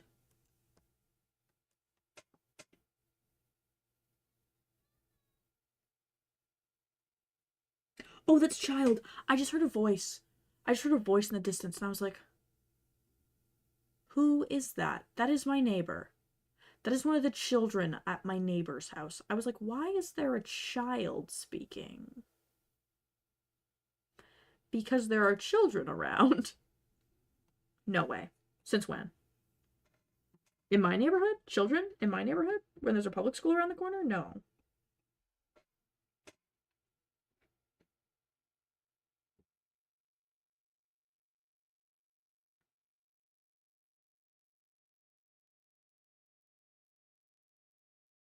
Oh my god, last time there was an election, I walk out of my house one day and somebody has put a campaign sign on our lawn for like the anti-transgender conservative wackadoo candidate, like on our lawn. And initially I'm like, oh, it's winter. Like maybe this was like an innocent thing, like it got knocked off of somebody else's lawn and then somebody thought it was for us, so they just like stuck it in our snow, whatever.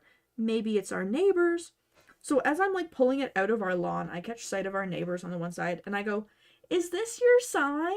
And my neighbor looks at me like I've just said the worst possible thing in the world to her. And she's like, no, no, it is not ours. Fuck no, it's not ours. And I'm like, I'm so sorry I even asked.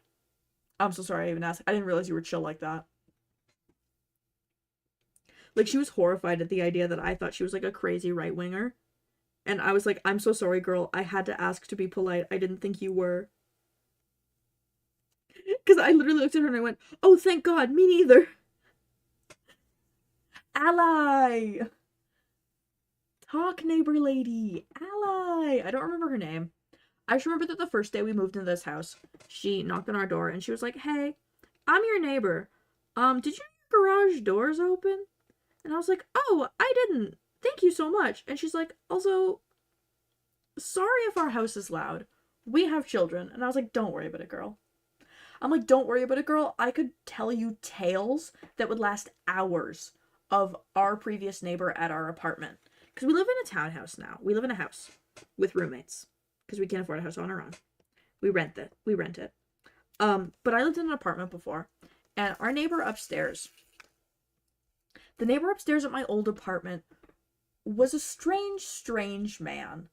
When I first moved in, I got told by the landlord he's an online DJ. So about 2 times a week, He's going to have his online DJ set. It might be a little loud, but he tries not to do it after curfew hours. That was a lie. He would do it after curfew hours. He would be blasting like bass heavy music as loud as possible at like 2 in the morning.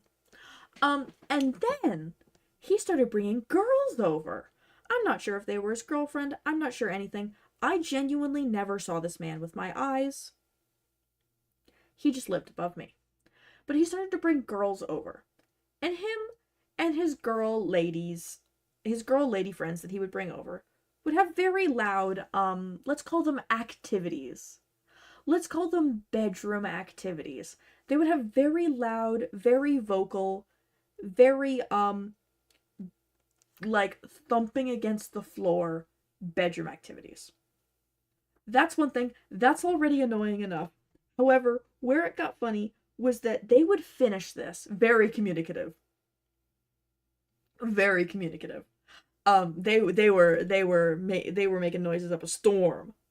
That's one thing. I wasn't really a fan of that, but what got me is they would finish up. They'd be done this, they'd be over. And then immediately I would start hearing music. Da da da da da da da da da da da. It was the theme song to The Office. These two would finish having their bedroom communication time and immediately, within a minute, start watching The Office at full blast. And I'm talking every single time it happened. And this would happen 4, 5 times a week, sometimes multiple times a night during those days, 4 or 5 times a week. Like, I don't know if they were like Netflix and chilling, and as soon as they finished doing their chilling, they went back to their Netflix, but it was immediately, as soon as they were done, The Office would kick up. It was insane. I felt like I was going crazy.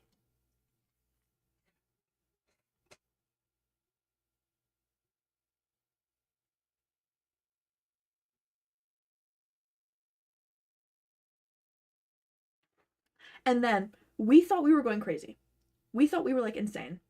Um, I lived in like a 3-floor building, so we were in like the bottom basement floor, and then there was the ground floor, and then there was the upper floor. He was the ground floor. One day, we met the upper floor neighbors who lived 2 floors above us, and they go, "Oh, do you online DJ?" And I go, "No, that's not me. We live below him." And they go, "Oh, do you hear him do that and then play The Office?" And I was like, "Oh my god, yes. Oh my god, yes, I do." And me and Peter and then this couple who were our neighbors just like commiserated about what it's like to live and sandwich this guy and his crazy office habit. Because I was like, maybe I'm mishearing things. Maybe he's not actually like going to Bedroom Town and then watching The Office. But the neighbors were like, no, he is. And it was like that the entire time I lived there, and then we moved out. And I don't know if he still lives there or what, but if he does, I hope the people who lived in the basement apartment that I lived in enjoy the strange quirks of this guy.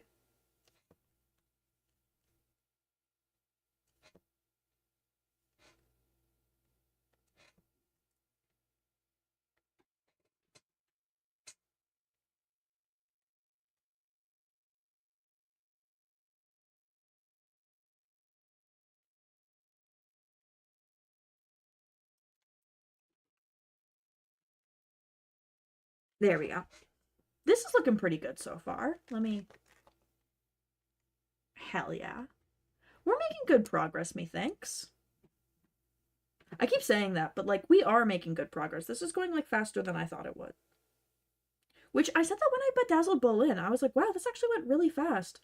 I think that's just the art of bedazzling where it's like kind of tedious, but not as tedious as I seem to think it is.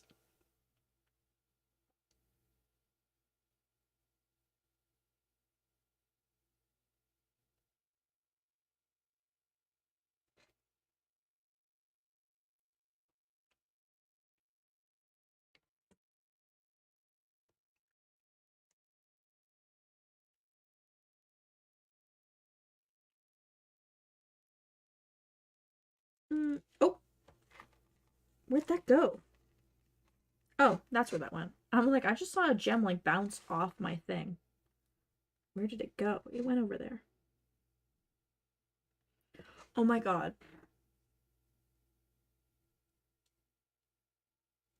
I I said, oh my god, then I was like, do I actually want to tell this story? I went through my archive of our own bookmarks last night. Like AO3, like the famous fanfiction site AO3. And I don't really read fanfiction that much anymore. Not because I'm like, I think I'm morally above it or anything. I just haven't really been in any fandoms that I've enjoyed enough to want to read fanfiction for. Um, and I was going through my bookmarks, and I found out that my archive of our own account is 11 years old. Which is crazy to begin with, because that means I'm old. And I'm not that old. I'm 24. But I've had my AO3 account since I was 13. And let me tell you, going through your AO3 account and seeing what you were bookmarking on your AO3 account when you were 13 years old is like a horrifying trip.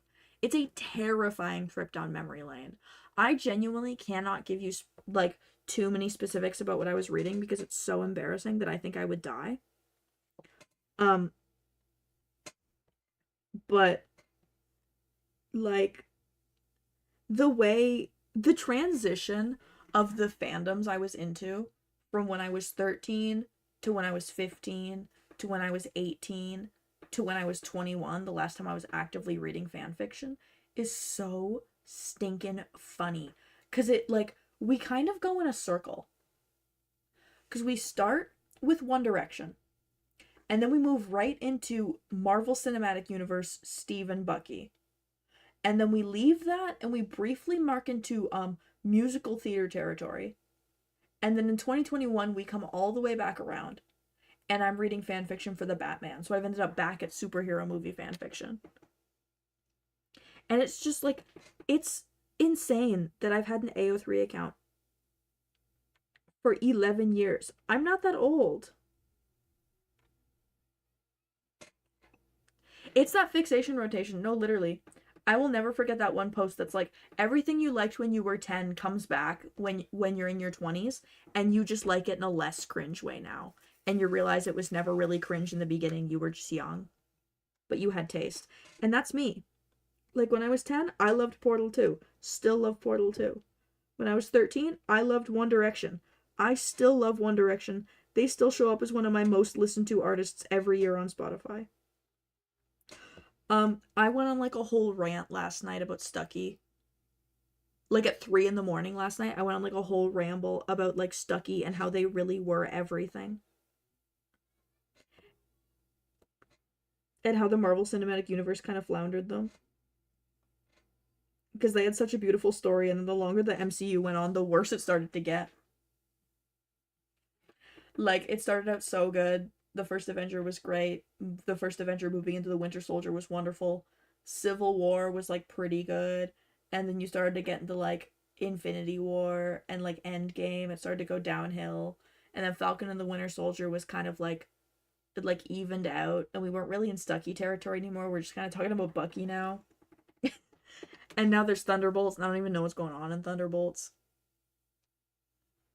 I was like obsessed with Bucky though. I was obsessed with Bucky to the point that if I could find any sort of piece of Bucky Barnes merch, I would buy it. I have like a bootleg figure from China of him as a Catboy. I have a piece of the red Henley he wore in Civil War because they cut it up and put it into trading cards. The first Funko Pop I ever owned was Winter Soldier.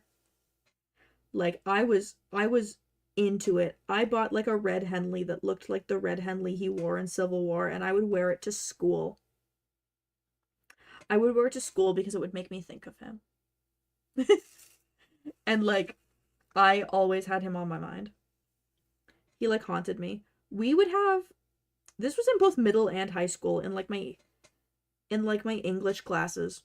We would have like silent reading time where like you were supposed to bring a book and you were supposed to read said book. But I would ask them if I could read an ebook off of my phone, and I would be reading like stucky fan fiction in the middle of my English class.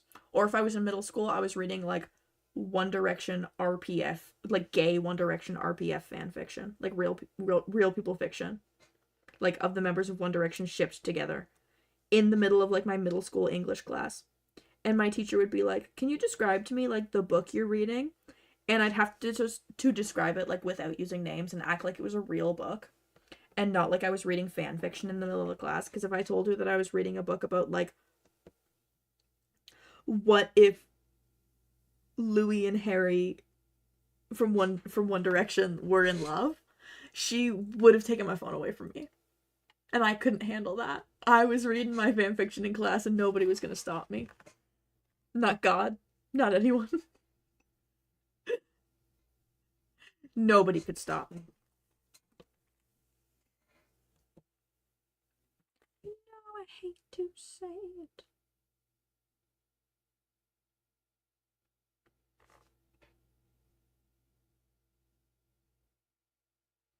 I wish the boys of One Direction like served a little more. Because I would love to cosplay somebody from One Direction, but they do not have like iconic enough outfits unless you cosplay all 5 members of One Direction together with your friends that it would be like noticeable that I was cosplaying a member of One Direction. But I think it would be really funny to roll up to a convention as like 2011 era Louis Tomlinson for no reason. Just like for sport.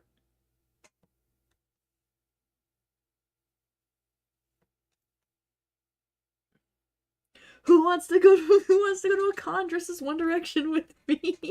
Like that'd be crazy to ask somebody to do with you. And that's why I kind of respect it.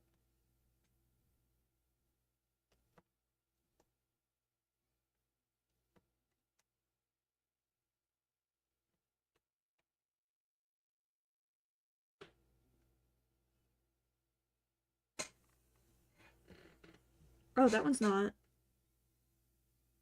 There we go. That one wasn't completely down. I think I'm gonna finish this row and then. I say. I say. My name is Jimmy and you better not wear it out. Suicide Commando that your mama talked about. Sing it, Billy Joe.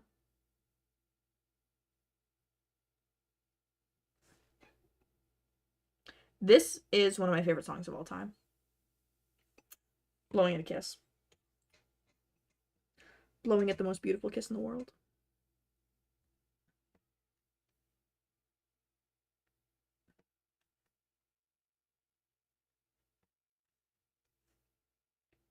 This is all my For When I Need to Go Feral playlist. Exactly. I wish I had like a treadmill or something, because if I did, I'd make like the most insane playlist of songs to walk on the treadmill to. And this one would be there, and I wouldn't even be walking on the treadmill. I'd be like power walking, borderline running on the treadmill. And then I'd finish the song and I'd feel angry. I know that in my heart.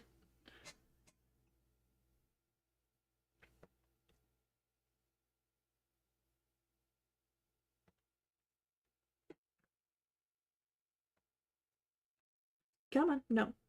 No. Come on. There we go. I think. Mm.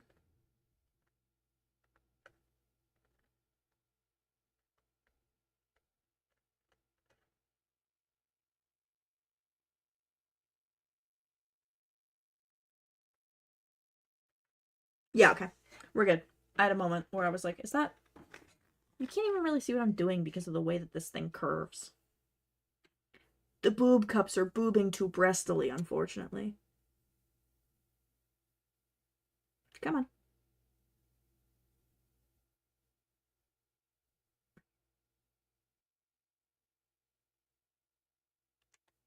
It's comedy. Tragedy. Okay. Bink. Bink, I say, adding more gems. Bink, bink, bink. Imagine every time I add a gem, there's like a little like bling sound effect. Bing.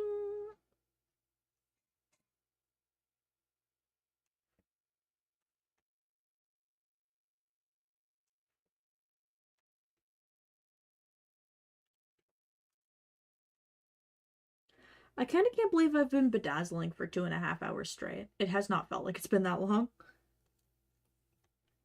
And I'm also surprised I've been doing one thing this tedious for 2.5 hours. Without my brain being like, stimulation, stimulation. But then again, I've always really loved tedious work. It's why I have a lot of costumes that involve, like, weird tedious work. Like tufting an entire rug jacket. Or I made Mollymock, which, you know, notoriously is a very difficult embroidery-heavy costume to make. Or Boleyn with her 1600 studs. Like, I'm always up to doing something weird and tedious on my costumes. Because I just think it's fun. But at the same time, it drives me crazy.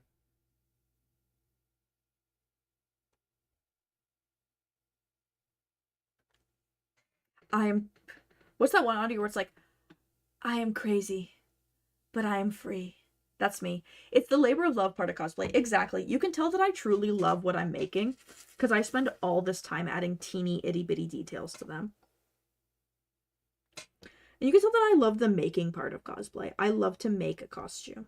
I love to wear a costume, sure, but I love to make a costume. The wearing part is just the, like, vanity attention seeker in me that's like, well, I want to wear it and I want people to tell me that I look good in it. So, take that.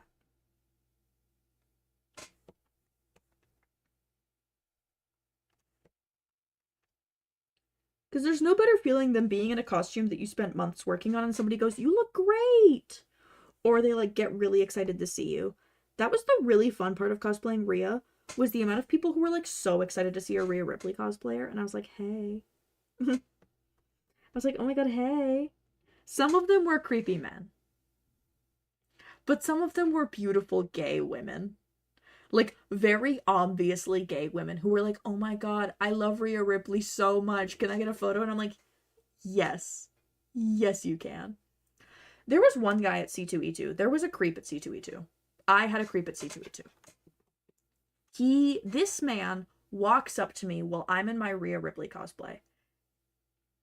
And to preface this, I don't get a lot of creeps talking to me at cosplay conventions because I'm not usually wearing, like, costumes that attract creeps. But I'm in a Rhea Ripley cosplay, and to be honest, my ass is out. I was attracting a lot of attention because my ass was out. I have to be completely honest.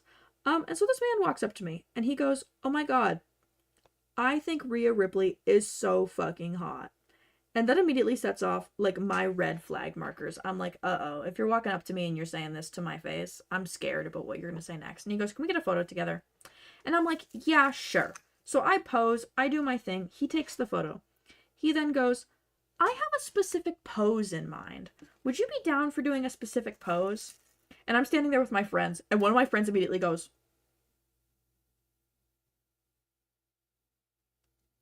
and, like, leans in and is, like, worried about what this man's about to say. And I feel the same, except I don't immediately make a worried face.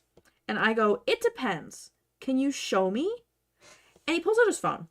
And he pulls out this picture. And it's one of those, like, prom pose photos that he's taken with another cosplayer. Where, like, they're standing there and he's standing behind them with his arms wrapped around them.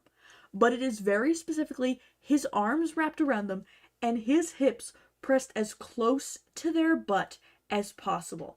And this cosplayer is like me, where they are also not really wearing, you know, butt-covering bottoms to their costume. And so I immediately clock what this man is trying to do, and that he's trying to put his itty-bitty junk up against my butt. And I go, no, no thank you. And he's like, are you sure? It'll just take a few seconds. And I'm like, no.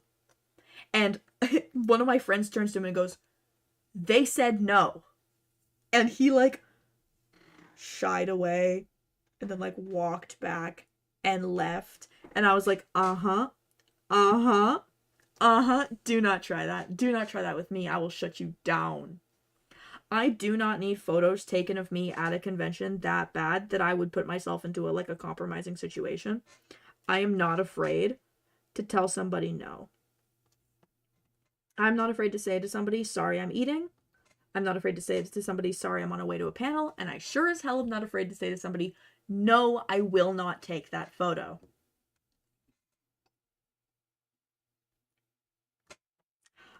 There was also, at one point in the convention, I was filming Peter doing like some funny little things. I was filming Peter doing like a funny little video that he ended up making and posting on his TikTok. But he's about 10 feet away from me doing like his little thing and I'm filming him. And apparently, I didn't know this at the time, but while I'm filming him, I'm focused on filming him. Somebody came up behind me, like 2 feet behind me, pulls their phone out and starts just blatantly trying to take photos of my ass, thinking that I wouldn't see. I didn't see. I'm busy filming Peter, and I also have no concept that people are going to be creepy to me because I have my ass out, because I don't usually dress like this, so I don't really have any concept of it. And apparently Peter sees this and like mouths at the guy like, go fuck yourself, and like glares him down until the guy puts his phone down. And Peter was like, yeah, if he did that for 2 more seconds, I was gonna go over there and start yelling at him. And I was like, oh my god. Meanwhile, I'm blissfully unaware. I have this video of Peter and I, and it's like one of those me walking around the con peacefully versus my scary dog privilege. And it's like Peter walking around the con like skipping and me like storming behind him in my scary Rhea Ripley cosplay. But in reality, it was the other way around. Uh-oh, Peter's come down the stairs. He's heard me talking about this. I was seething. He was seething. Seething with rage. He was so mad. I'm in there in my silly little outfit. I look like a fucking dweeb, okay? And I saw this fucking guy, and I have no idea what face I made at him, but it was enough that he realized that that I was gonna fucking do something to him, I guess. Oh. You were not having it. You were not having it. It's Which I appreciate it's that a you good weren't. thing I wasn't around for the guy who tried to take the picture with his, crotch up against your ass, because I would have done something that would have gotten me banned from C2. Let's say that much. Well, we'll just say that much. People are so bold sometimes. People really are crazy. Like, I don't know. The lack of social awareness to be like, you know what? I'm just gonna like non-consensually take a photo of this person's butt just blows my mind. I could never. Because I'm like, that's so creepy. You can pay me. You can pay me. Because it takes nothing to be normal. I just want to say, so just in case any of you got any ideas, you fuck with Peyton, I'll kill you. Anytime I've gotten creepy comments in Minecraft. Oh. Gotta say in Minecraft. Anytime I've gotten creepy comments on one of my like Rhea Ripley TikToks, I send them to Peter, and he literally will descend on them like an attack dog. It's so funny. Like somebody commented, wish that was me, and he responded with, keep wishing. And somebody was like, can you do this to me? And Peter's response, no. Like, he descends upon them, and he's like so funny about it. Peter, keep me free from creeps. Peter, carry me. I do. Look at this. Can we take a moment for the Dazzler? The Dazzler. The Dazzler. Alright, I'm running away again. Bye, I love you. He's so funny. The Dazzler. That looks so good. Ugh. Oh, I gotta blow this place up. I gotta blow this place up. I gotta explode. Unfortunately, I do have to explode, yeah. I gotta explode. Yay! Okay. I think that may be where I end it tonight, honestly.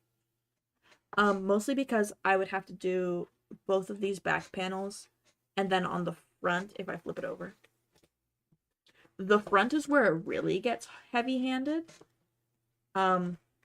Because you've got the scallops all along the collar, and then the scallops all along... Wait. The scallops all along the cup here. So that's a lot of more bedazzling to do.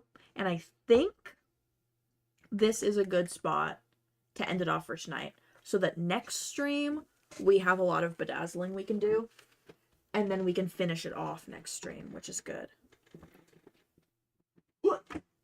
May I ask a random question? What is your favorite Muppet movie? Oh, it's the original.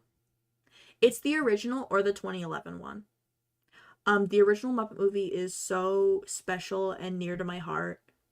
And it's just so well written, and the songs are so good, and it makes me sob like a baby every time. And then the Muppets 2011 is just such a good story.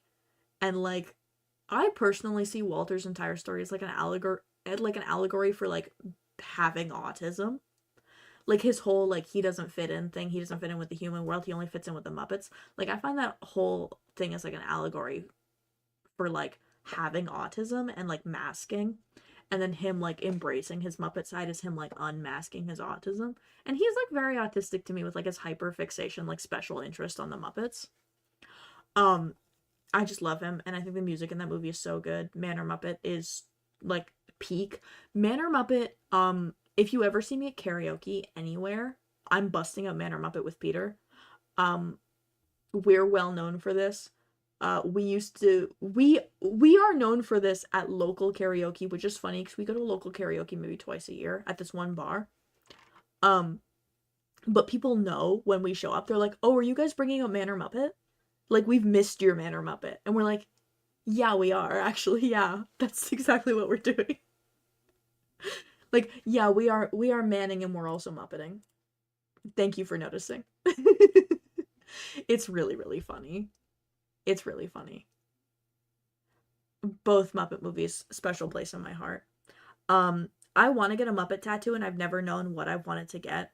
But my mom and I were talking today about getting matching tattoos. And we think we determined we're gonna get matching Muppet tattoos, which is really, really cute. The question is just what artist, what style, and what Muppets, but we think we've settled. But I won't spoil it in case it falls through. But both of us were like, well, do you want to find a tattoo artist who can do it today? Do you want to do it now? Like as a joke, but also we would do it. It was a joke, but also we would do it. I love the Muppets, man. I love them so bad. I should add more Muppet songs to the Stream Safe music playlist, honestly. I should start making the Stream Safe music playlist like a little bit more cursed as time goes on. Just like keep adding more and more weird songs until eventually we're just completely at like the strangest things you've ever seen.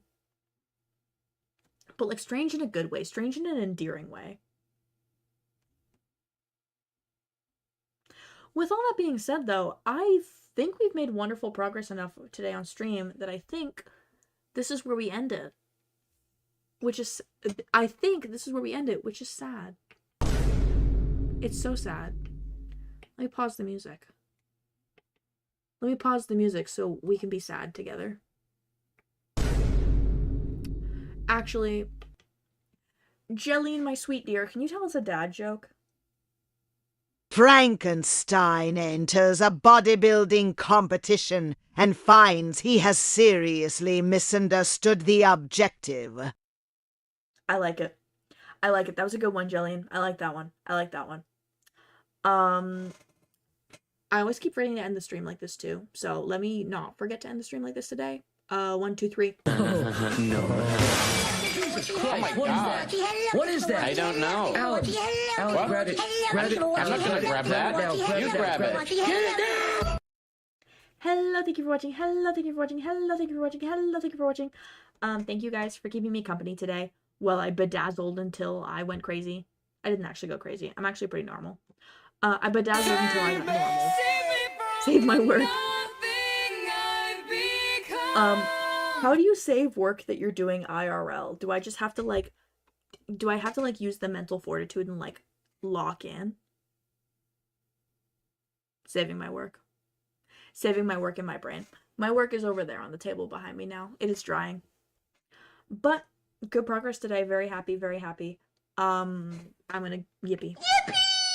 Yippee! Yay! Okay. I don't think I'm gonna... Nah. Okay. I think this is where we call it. I think this is where we call it, my beautiful people. Okay. Thank you guys so much for coming. I will be back Thursday at 5. This may be my last 5 p.m. stream on a Thursday. I might bump them back to 3 like these ones are, but we'll see. So, who knows? But I'll be back on Thursday. Who knows what we'll do on Thursday? We might pattern, we might bedazzle more. Either way, see you guys on the flip side. Thank you for watching. Thanks for coming. Bye, everybody.